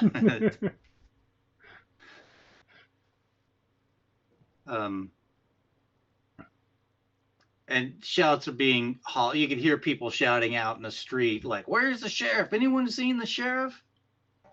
You guys have a sheriff? This town is ritzy. Y'all make me feel like I over-prepared or something. Who's the sheriff? What's his name? Who are his children? Old Sam hollers back into the sheriff. Yeah, I'll give you another name. Sheriff Shank. Iron Hand Shank. His name is Shank, and he put Iron Hand in the middle of it just to be difficult? Shank Iron Hand Walker. Oh, I see. He's a former Texas Ranger. No. Shank Iron Hand Walker. I do like Shank better. Funny, you think with a name like Walker, he'd be a Texas Ranger. Shank. There isn't a Texas Ranger. Yeah. There isn't a Texas. We live in, what do you call this? The Lost Frontier. Oh, I beg your, yes. The Big Nothing. The Big Nothing is part of the Lost Frontier. Isn't that Canada? Sorry. Just parts of just Saskatchewan. A man bursts through the door. He's like, "We're going to be putting together a posse in the morning. Anyone up in here want to take part in that? Track down whoever burned down old Harrington's place." Is she alive? Did she survive the fire? We ain't seen no hide nor hair of her. Well, then what's in it for anyone who goes to hunt the man down? She ain't going to be paying no rewards if she's dead. Bartender reminds, "I will remind you there's a 500 silver reward if you bring him in dead." Well, that's also 1,000 a if you bring him reasonable in thing to alive. say. Well, I do have a net.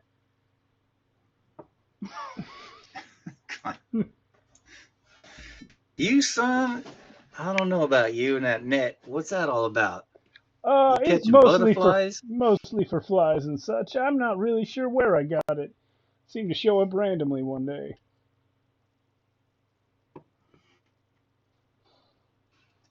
It's pure luck, like a roll of the dice. Pure luck. I'm a man who likes to take what he's given in life. If life sees fit to give you a big old net. I'd like to Surely look there out will on be the a use street. for it. Sorry, I'd like to look out on the street by the fire. Do I see anyone out there that I would recognize? Anyone we've already met? Emma is out there,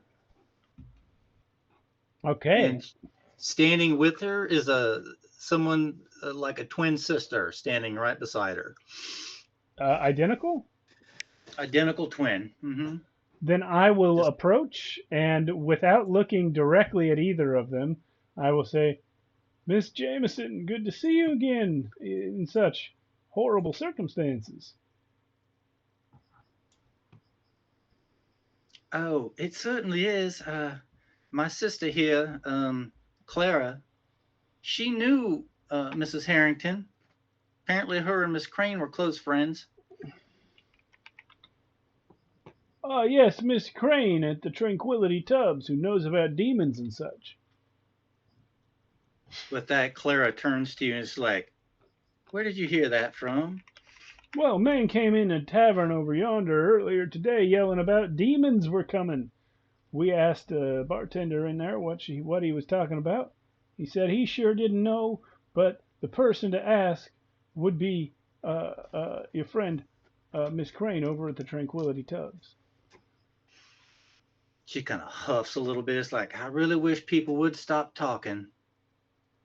Oh, Well, is she not an occultist? Miss Crane? I'm not What? at liberty to tell you what she gets up to. She is my boss. Oh, I see. I meant no offense. I just thought it was common knowledge and not a matter that anyone would take offense to. As it was told to us strangers from out of town for free. Emma like steps over and like whispers into your ears, like, yeah, she very much is. Oh, okay. My sister is her apprentice. Ah. Have you two heard anything about demons in the town? Clara says no, absolutely not. Old Cracknow needs to stop spreading those rumors. Is he indeed cracked in the head? I suspect that he is, yes. Who do you think started this fire then, if it weren't demons? There's a guy named Poe that's wanted for burning places down. He might be the culprit. Would that be Mr. Poe Embers? And I'm literally writing this stuff in my notebook as people tell me things.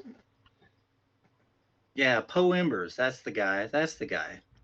Do you think that a man such as him got the nickname Embers because he was an arsonist, or do you suppose that he was attracted to arson because his name was Poe Embers?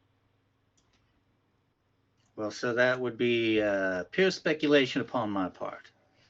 It's an interesting question, though. Nature versus nurture situation. Clara kind of sparks up a little bit. Oh, so you apparently are a learned man. Oh, yes, ma'am. I'm a man of letters. I've worked many a time as a clerk and as a newspaper man and in basically any profession that requires a man of letters. Newspaper man. Well, Okay. that's the second time today that I have said that, but I do admit it was some years ago that I worked in that field. It's been a long time since we had a newspaper in this town. The news we get comes from out of town on the coach, and it's usually days, if not weeks old. You almost have plenty of visitors to the town with 2 saloons, a saloon. You can just say That's whorehouse. You don't have to do the air quotes. It's not illegal or anything. You know, some people get real sensitive about that kind of thing. You mean the cat house down the street? See, I'm not a big fan. See, I like cats. I like cats a lot. And I got nothing against, you know, ladies of negotiable virtue, but I'm just saying, given that I'm known as, you know, there has been some confusion in the past regarding my nickname, and I just want to be clear, it's not that kind of cat. Rhodey, what is your nickname there? I've not heard it. Cat Wrangler. They call you Cat Wrangler. They call me Cat Wrangler, Theo. Oh, no doubt because of all the cat houses you visit. Yes, Theo, because of all the many, many cat houses I visit. Well, that makes sense. No, it's then. because that I'm usually the only person who winds up getting everybody moving in the same direction. Are you? Mm-hmm. What direction do you think we ought to move now? I am thinking we should continue on back to bed, finish up our business with Mr. Blackwell in the morning, and maybe see about joining this here posse. No, I gotta say it's no disrespect, ladies, but it's 1,000 silver. You know, don't go too far when divided up amongst a whole posse. It is true. I'd like to wait until we are away from them. Okay. And then I'd say to Rhodey, are you suggesting maybe that we go out ahead of the posse? No, that wasn't what I was suggesting at all. But it's an interesting idea. Because I think it's a horrible idea. Well, it'll be dark. We'll get lost. We'll stub our ankles. We'll step on a rattlesnake. Did you say we'll stub our ankles? Don't worry about what I said. Worry about what I meant. The spirit of the words, not the, yeah. Yeah. I don't know. Mr. Lila, what do you think about all this? I mean, I'm awake at this point, so I'm open to whatever. If only we had some sort of... some horses and... We got a horse. Well, I have a horse. You have a horse. Yeah, we ain't really... Bloody Mr. Lyle and I ain't really... girl, but she ain't much for hustling. Yeah, we ain't real equipped for posse riding. Well, listen, if we get into horse thieving so that we can collect on an arsonist, we're just buying ourselves a load of trouble. Because like I said earlier, there's very little a man can do that's lower than thieving a horse. That's right. Just rips your heart out of your chest. It's just about the lowest crime. Literally ripping your heart out of your chest. So I am in fact rather inclined to go back upstairs and finish up my sleep. I believe I shall do the same, sir. Likewise. Sleepy time. Off we go. Sleep. The sleep of the innocent. the rest of the evening passes without incident. It's probably like 3 in the morning when the fire takes place. You get back to bed about 4. The sun will rise in about 2-3 hours. Yeah, I'm going to sleep until I wake up.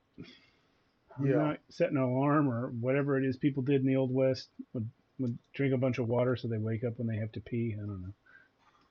Unfortunately, as the sun rises, somebody starts ringing a bell outside the building, just as the cocks are crowing off in the distance. Guys, it's dinner on the ranch. No, wait. Not where we are. You hear a voice. Dinner time. Oh, sorry. after the bell rings a few times, it's like, posse members, gather up here in the center of town. All right, the posse. Are we doing that?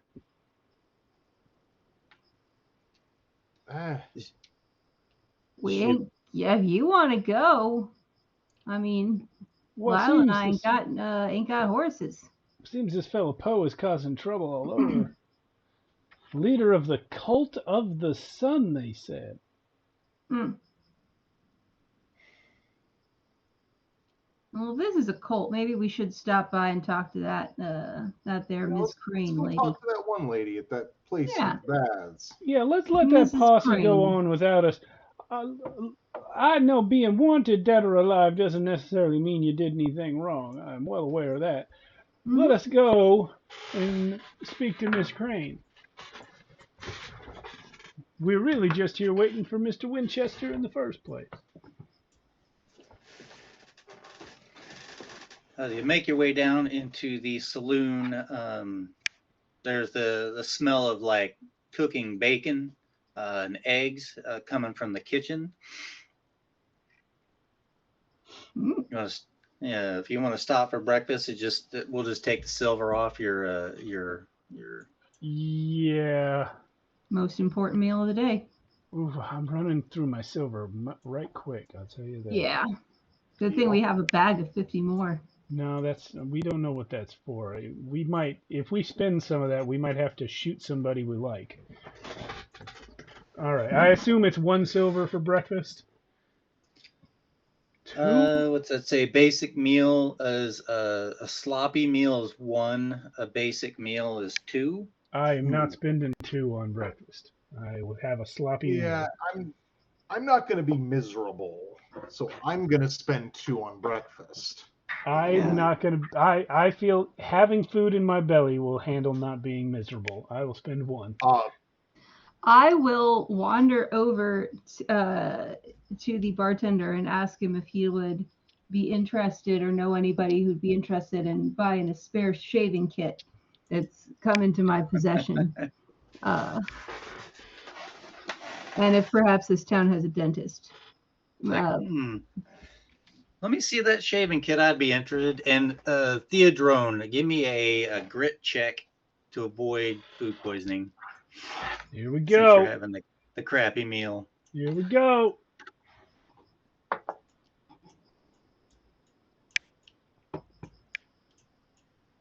You're miserable, huh?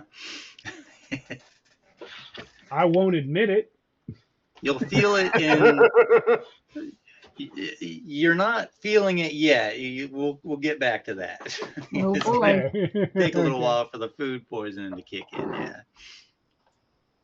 All Did right. I find anything when I was walking through last night, or was it just too chaotic for me to get into anybody's room? The doors were locked from the inside. Oh. Yeah. Assuming the occupants were in there, unless you wanted to break down a door or something.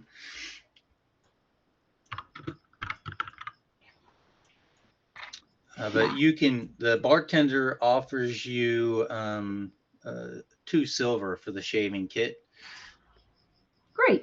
I take it. It's my breakfast. Hey, scattered terrain in the chat. Welcome. We ain't got no dentist in town. You got something wrong with your tooth? Nah. In fact, I got more teeth than I need. In fact. Well, you keep some things to yourself there, Rhodey. And I wander on off. Leave him to ponder on that for a while. I'm actually very disturbed by the fact that nobody in town is a dentist, because I thought for sure Ezra Blackwell was a dentist. He could be. He dresses like a dentist. He's got teeth in his suitcase like a dentist. It wasn't his suitcase. Well, it was his companion's duffel bag. Yes. Was it? Yeah, it was We didn't. Emma Jameson duffel bag, wasn't it? No, It was- I went into an unmarked duffel bag. It Oh. was. It was Ezra's bodyguard. Yeah, that guy. Oh, it was Silas's? Okay. Mhm. Oh, well, he Yeah, probably Silas. just took him off people he beat the shit out of. Mm. Yeah. Mr. Kincaid. All right.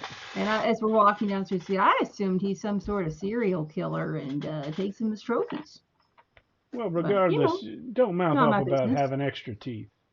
Yeah.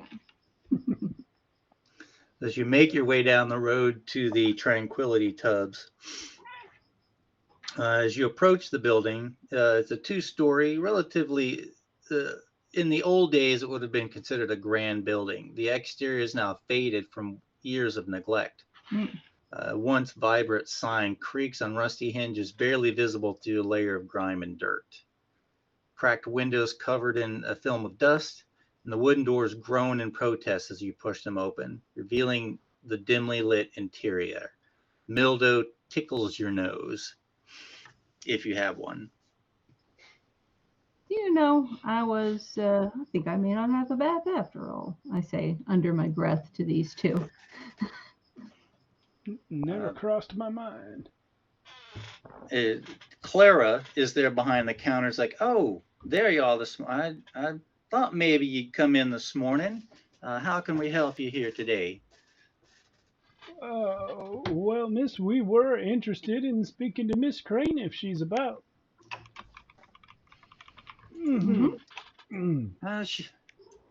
She is here. What may I say? May I pass along what business you have with her? Oh, we're newcomers to town, hoping to get acquainted with the local interests. All right. Come on in. Have a seat. I'll go back and have her talk to you. You're not here for a bath, then, I take it. Not at this time, no, but thank you very much. She moves to the back, pushes the curtain aside, and vanishes behind the curtain down the hall. You hear her footsteps retreating on the wooden floor. She's gone for a little while, but while she is gone, gruff old man, kind of hunched over at his back, comes in and he's sweeping the floor, and he's muttering to himself over in the corner as he's sweeping the floor. Oh, what a gruff old man. Eavesdropping on him. What'd you say? I'm listening to whatever he's muttering about. Give me a wit check for perception. I'll call it a 12. Not being too quiet. Very nope. You catch a couple of words what he says. He says, once she's dead. Mumble, mumble, once she's dead. Mumble, mumble. You talking about Shelob? Who's Shelob? I say back just as loud. The man's head kicks up, swivels, and looks over at you. One of his eyes is clouded over and blind. It's like, what y'all want over there? What's this word Shelob? Oh, nothing, just an old story I used to know. Pleased to meet you, sir. Do you work here? My name is Zeke Stone. I'm the head attendant here. I keep the place clean. But as you look around, the floors are worn and creak under your feet. The wallpaper is peeling off in several areas. There's a fine layer of dust collected here and there. And a fine job you do of it too, sir. I do my best. Is it just you, or do you have any assistants? It's just me and Miss Crane and Miss Beltane. Miss Beltane, is that the lady that was at the counter? But yeah, your little girl Clara, that's her. Now, we met Clara's sister earlier in our visit, and her last name was Jameson. Is one of them married, or is both of them married? As far as I know, no, Claire, she's single, no married, no man in her life. Just her and Miss Crane. Oh, I see. So perhaps Emma Jameson is wed.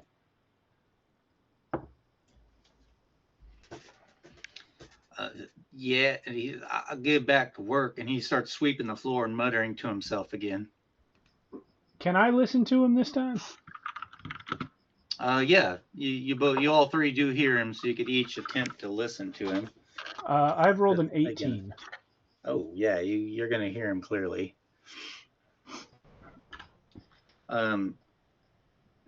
What he is saying is like, "I'll be free once she's dead," and of course he's stuttering the whole time. I'll be free when she's dead. Once she's dead, oh my God, I'll be free when she's dead. Who is it that must be dead for you to be free, sir? For a hunched over old man, he kind of bolts upright a little bit, and you hear his back crack, crack, crack up the spine, and he like looks over and he like shuffles out of the room very quickly. Interesting. Well, And seems Miss Crane is a witch who enslaves men's minds. Crushes men, you might say. Crushes him. Crushes them.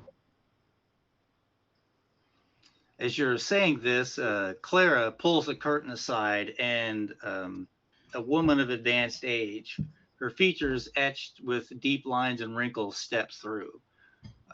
Her wiry gray hair points out from her head in all directions, and her dark eyes hold a hint of mischief.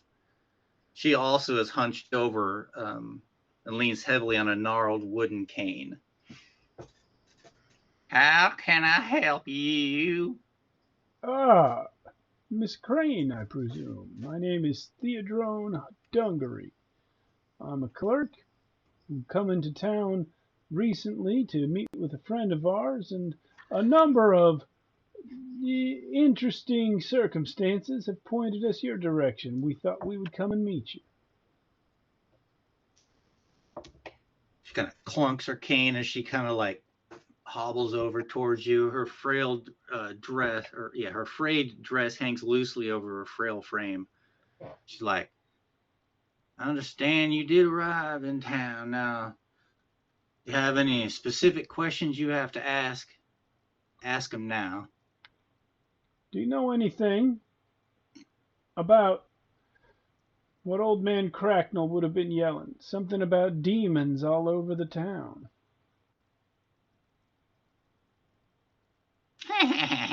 She kind of crackles and cackles a little bit. Mr. Cracknell, he is cracked, isn't he? Well, I believe he is. He came off that way to me, man, but in my experience, even the insane have a cause for their delusions. Perhaps you know what he might have actually been talking about.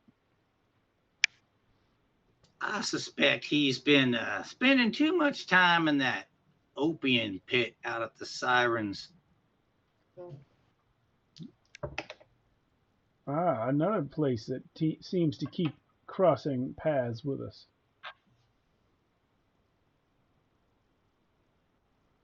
Clara steps forward and whispers something into Miss Crane's ear.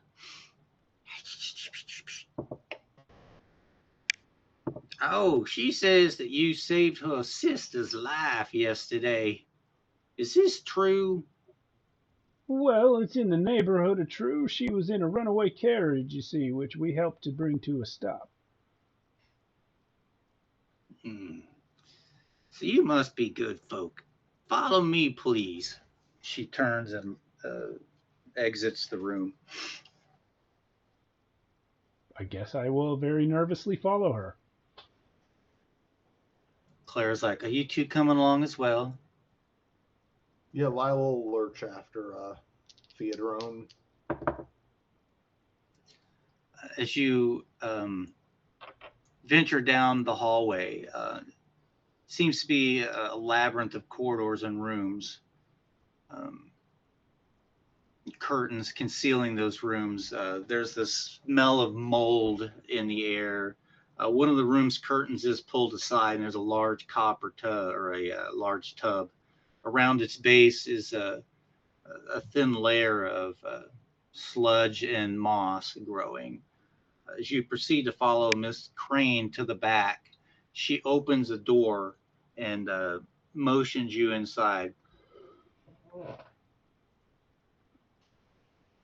And in the sorry. Is it an office here, or what is it? As you enter the room, you come into the room, and in the center of the room is like a cloth laying over something bulging on the table. Basically, there's a crystal ball under there. I'll just say that right out loud. Around the room are various jars with chemicals and formaldehyde animals and stuffed birds and cats and bats and a variety of other taxidermied creatures. And behind the chair that she has taken, that she takes a seat in, is a shelf full of dusty old tomes with cracked leather covers. Please have a seat here. I will do so.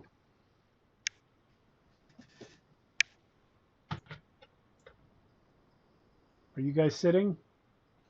Unless, like, specifically ordered otherwise, Lila's going to just kind of stand hanging back by the doorway. If Lila's taking the defensive position by the doorway, I will sit. Clara steps kind of between you, and she places a hand on each of your shoulders, like, please have a seat at the table. Wait, my shoulders? Both, yeah, she's got a hand on each of your shoulders, Lila and Rhodey. Oh, Rhodey sat down already. Yeah. Rhodey sat down with me. Okay, you said defense. My apologies.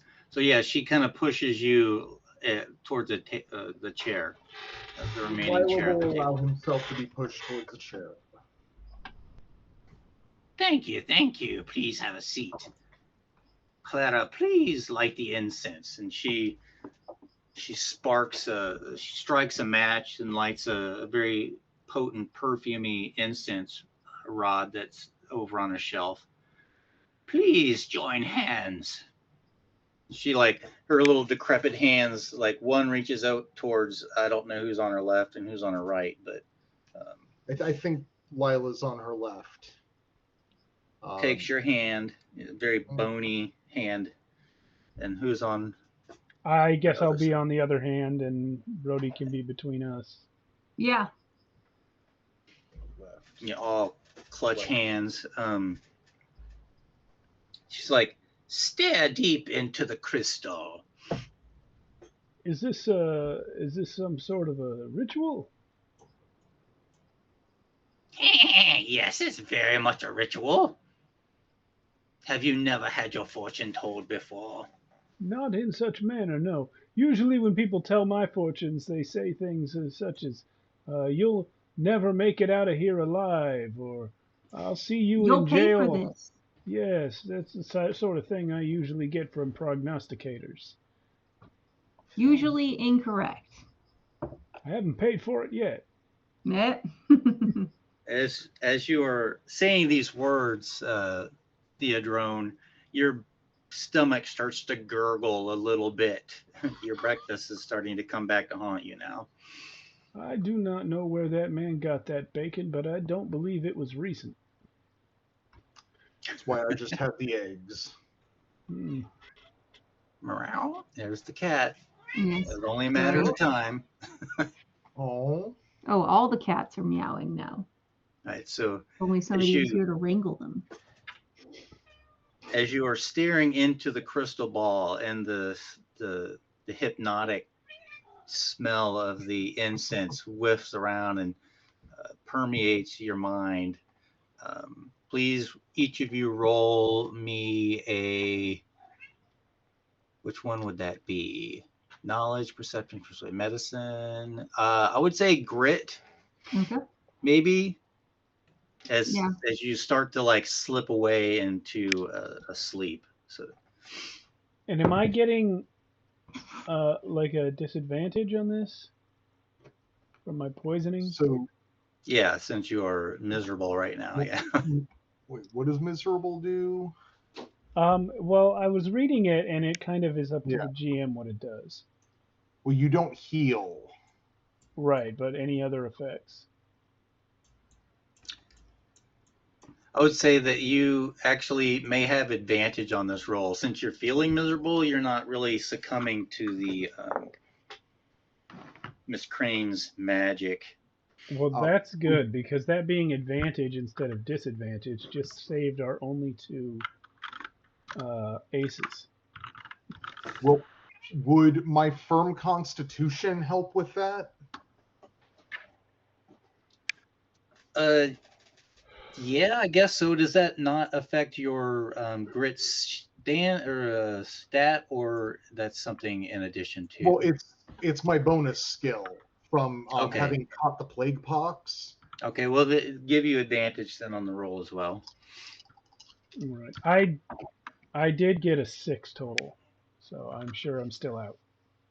Yeah, you're going, oh, my stomach, and and you're still gonna pass out at the table. Yeah. Good news is I throw up immediately. Rhodey, Does you that rolled give low us the too? rest of us an advantage? Not yet. I'm sorry, you said roll the grit? It was grit, yeah. Yeah, I already rolled. That's going to be a non-nat 1 for me. I rolled a 2. And oh no, I'm sorry, that's 3 because I have +1 to grit, not -1. Okay. You know, I think I'm going to use my ace and re-roll this one. I could have used my ace, but I will take the unconsciousness. All right. That is a nat 20. You get things for that. I do. You do. I think everybody gets an ace. You're No. taking my thunder. Only you get an ace. Yeah, you get an ace. Or You get an ace and you can learn a skill. You can choose. Or you can learn a skill, yeah. All right. Well, can I contemplate that while I fight off the drugs and kick this old lady's ass? Lila, I'm sorry, what was your ultimate score? Well, I mean, my lower die rolled an 18, and my good die rolled a 20. Okay. So 22. All right, so you also got your ace back? Do you want the ace or that do you want a gave up skill? earlier? Or you want a skill? I'm trying to, what page is that on? Page number 24. Thank you. The page Yeah, that this is is- both 26 and 24. Yeah. I Ace in the understand. sleeve, you roll a nat There 20. it is. Yeah, you gain. If you roll a natural 20 on an ability check, choose between learning a Between skill learning or a skill gaining and an ace. gaining an ace. And I believe Right, you'd well- make up a skill that you could learn from this situation. Is how that would work. You know, I'm gonna take the ace. There you go. Okay. And then what about Lila and Rhodey, you don't pass out, but like Theodore's hands kind of fall slack in yours, and he kind of slumps over on the table. And Rhodey, did you want the ace or were you gonna give yourself a new skill? Well, you already spent your ace, so if you get one, you get one back. Yeah, she spent to get the nat 20. Sarah, Sorry. did you want your ace back or did you want to learn a skill? I will learn a skill. Okay. Okay. So I thought I While was you are contemplating. contemplate that, Theodrone, while you are asleep, you have a very brief, you're only going to be out for just about 30, 40 seconds, but in that time, you have a vision of a pack of coyotes dashing ahead of you. It's as if you are one of them following along. They breach a hill and come down, and there's a cave with a battered wooden structure. It looks like an abandoned mine with a small group of men standing around. And the coyotes charge down the hill, and then they turn, and you wake up again. they turn before they reach the mine? Before they reach the mine, yeah. Did I get a sense of like a certain direction that they turned? Roll a perception, a wits check. With the, we'll call it a 10 target. I have rolled a nat 20. Ah, well, there you go. You get another ace or a skill. Hey. Or a skill. I think I will take a skill, and the In skill your will be being better at not getting poisoned. in your astral coyote form, you realize that you are dashing to the west, and as you go down into this canyon, the wolves then pivot and turn north. Okay. And as you wake up, there's like a small puddle of drool at your mouth. Is your stomach still feeling a bit queasy? You haven't puked, but that kind of like pre-puke saliva that can build up in your mouth. Yeah. Is kind of, and then as you wake up and blink your eyes open, you're like, you start to feel the upchuck coming. Is Miss Crane still here? Yes, she's at the head of the table. Clara sees you kind of like do that heaving motion, and she like picks up a spittoon from the corner of the room and like hands it to you. Here, don't, please. I do apologize, ladies. The incense seems to have disagreed with me. Furthermore, I do believe I underspent on my breakfast. Miss Crane kind of cackles a little bit at the end of the table. I can make you feel better for a fee. No, thank you. Everything in this town costs money. Yeah, whatever happened to common human decency and people helping each other? Never mind. Let's Where did you come from, friend? I was just waking up. I don't know what I'm talking about. Let us discuss the true matter of my concern. Where is Victor Winchester? Because everybody's on about arsonists and demons and coyotes. I just want to meet Victor. She takes a deep breath and she looks you like her eyes open wider than you think are possible on her wrinkly little face. And she looks you right in the eye, Theodrone. It's like, did you not have a vision in your sleep? Sorry, I totally didn't do the voice. By vision, do you mean a dream? Yes, I had very similar. I had a dream in which I was a coyote. Furthermore, there was a young lady yesterday from a local tribe who gave us a poem about coyotes. And earlier that day, we saw some coyotes on a trail. There's a lot of coyote imagery in and around this town.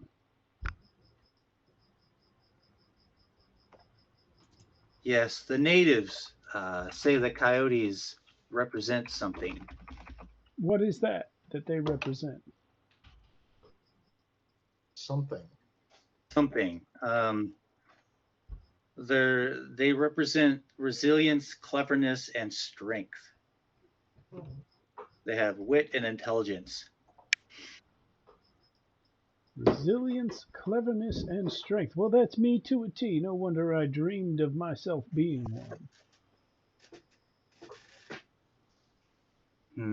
The details of your vision should lead you to your friend, Mr. Winchester. Do you know a mine? Then there were people standing outside of a mine, an abandoned or a collapsing one, it seemed.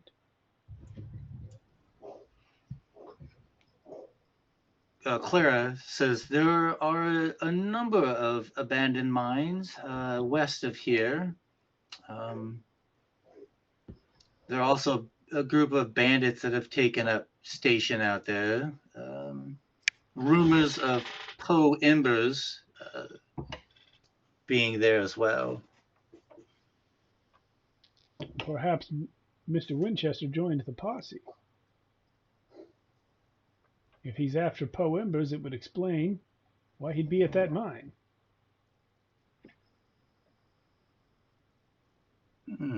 Could be. I have nothing more I can share with you. Well, thank you for your time, though I do note that you didn't exactly answer the question I asked earlier.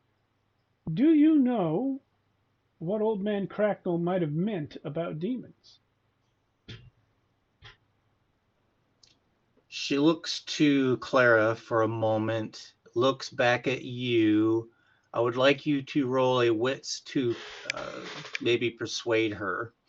And I knew you had that make friends It's trait good or at something. connecting with people, which I learned from being taken hostage. I imagine I made good friends with my hostage takers. Oh, that did come out good. It's wits, you said? Wits, yeah. 18 then. Okay. She looks at you, looks to Clara, and then she like gets up from her chair and she goes over and she one by one along a series of books, and she pulls one out and she brings it to the table and flops it open, and she runs her finger down the page. It's like, Mr. Cracknell has been seeing you're going place I didn't prepare for. Wendigo, I believe is what it's called. Wendigo. He's been seen at a place called Wendigo? A creature called the Wendigo. Oh, he's been seeing it. It's very possible. I have sensed its presence in the area, yes. What type of a creature is a Wendigo? It is a mythological creature or evil spirit. Like, as I'm looking at the wiki, Well, the natives, it is a creature that the natives have described as having like the body of a deer and the skull, a bear skull and antlers. I see. Well, I think we've taken up enough of your time. Apparently, we have a mine to locate.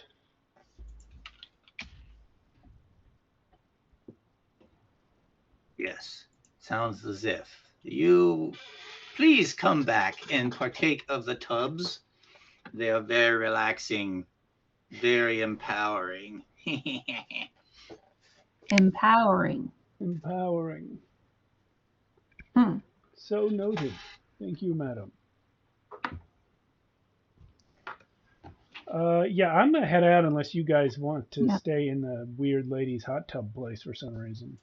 No, we're good. We're good. Okay. So, and Mia, after shaking that off, the skill I'd like to take is resistance to being, for lack of a better word, bamboozled. Like I have a bit more mental resistance to that. I'm not sure how that will, if that's an acceptable skill to take. Oh, absolutely, yeah. So,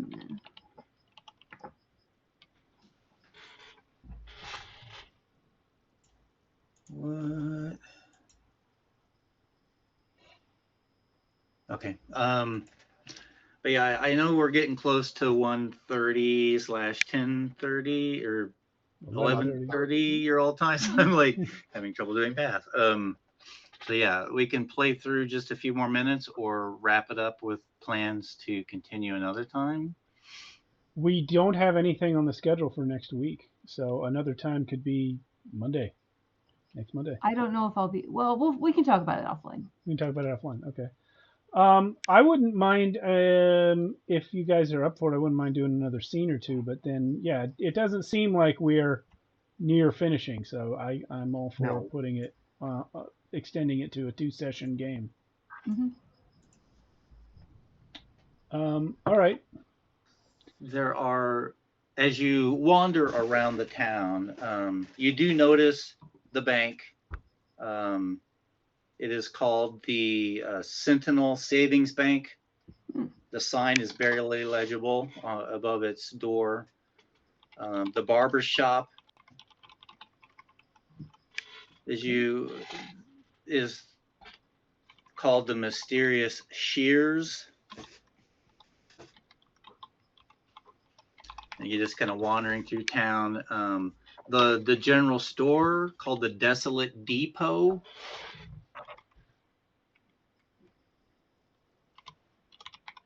The mortuary, Lila, you get a good look at the mortuary. It says Spectral above the door. I bet it does. This place seems to have a fascination with mystery and the occult. Everything And is, then, of course, there's the wretched whiskey barrel. everything is named in the bleakest possible manner. Mm-hmm. What is the appearance of the wretched whiskey barrel? Is it in fact wretched, or is it nicer than the place we're staying? As we wander past, just from the street, kind of what's the vibe? Apologies, I'm like, now I can't find the okay. note. Where did it go? See. The exterior of the building is painted a gray color, a somber gray. The wood and stuff on the front seems to be better kept than most of the rest of the town, though, as if someone has tried to keep it in good shape. It looks to be better. Stop it, cat. To be better preserved and upkept than the other place, the Dusty Spur. Well, that makes sense. Ezra's the rich guy around here. Mm-hmm. You approach and want to enter, or check something else out in town? I think we should go in. He's kind of he's kind of the only legitimate business we have until Victor shows up. He gave us money and we don't know why. Yeah. Okay. So it's an oddly disrespectful name for somebody who clearly cares about his appearance and reputation. Perhaps it's supposed to be humorously ironic. Bold Perhaps choice. it has the best whiskey in town, possibly. Mm-hmm. You never know. Stepping into the whiskey barrel, you feel the atmosphere shift, enveloping you in a shroud of darkness and danger. The air is thick with the scent of smoke and spilled liquor, a lingering reminder of the countless sins committed within these walls. The vibes are off. The vibes friends. seem to The be vibes off. are off. Indeed. It's filled with a motley crew of rugged hombres, their faces etched with scars and wariness. I am doing my best to deflect unwanted attention. Yeah, all heads swivel and see Lyle and Rhodey as Theodrone has kind of like leaned into the shadows, not to be seen. Got my hat pulled down, slinking in a non-threatening manner. The floorboards creak under your weight. The oil lamps flicker, casting eerie shadows. The bar is a weathered piece of wood that bears the marks of innumerable elbows and spilled drinks. The patrons' faces are hidden beneath wide-brimmed hats and the stubble of days-old beards. Along the wall are numerous wanted posters. Anyone we know? Any one of us? Anyone we know? As you move in, you want to take a quick look at that? Just the quickest of glances, yeah. You do not see wanted posters for yourselves, no. Yeah. Not in the quick cursory look that you give it. There are 4 women moving around dropping drinks on tables, and they are occasionally pulled into the laps of the dusty dudes. A banjo player in a leather vest plucks madly while a handlebar mustachioed piano player struggles to keep up.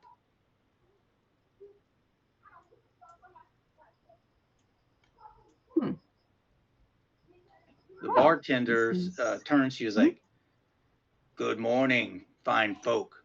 How may we help you?" Ah, well, we are Theodrone and Lila and Rhodey, and we made the acquaintance of the owner, Mr. Blackwell, yesterday on the road.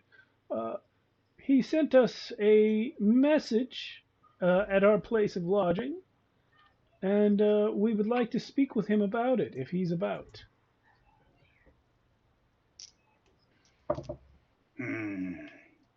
One moment. As he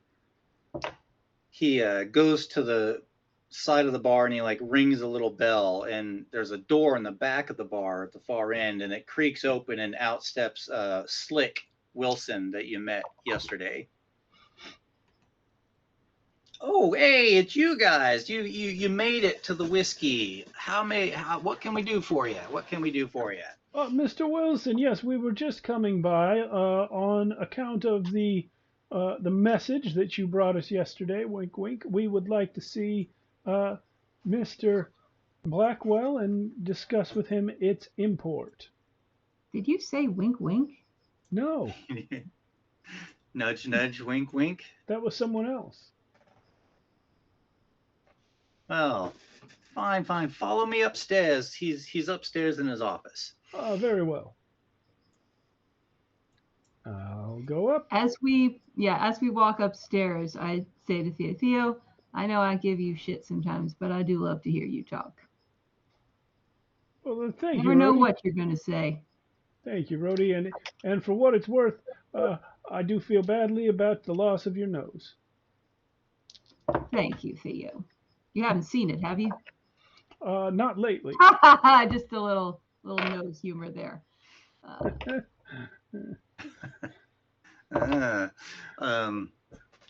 It's a bit as on you the enter, nose. sorry, a bit on the nose. As you enter the office itself is very well maintained, fresh paint, a nice, very well made, like mahogany desk.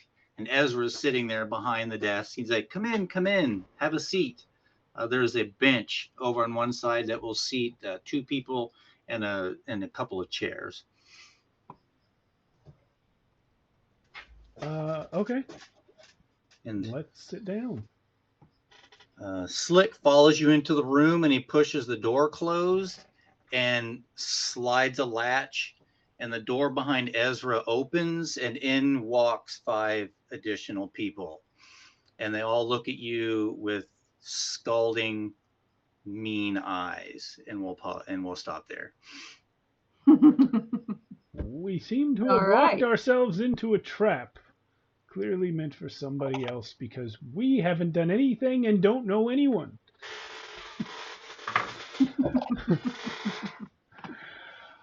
Mia, this is great. I'm loving it. Yes. Thank you. Yeah, like I said, we don't have our schedule yet for upcoming Mondays, so as soon as we are all available, we'll jump back into this one. Cool. On Thursday this week, we do have Survive the Night, which I will be running. Mia and Sarah, I believe you're both playing in that, as are DM Scotty and Brian Crenshaw, the creator of the game. And then on Friday and the following Friday, Alan is going to be running us through Godless, which is a setting for Shadow of the Demon Lord. The following 3 Fridays, we will return to Cyberpunk Red, and after that, back to Worlds Without Number for Shadows of Arconia Campaign 2. Thank you, Mia, for running tonight. Thank you, Jason and Sarah, for playing with us. And good night, all. We'll see you in the future. Night. Thanks for joining us.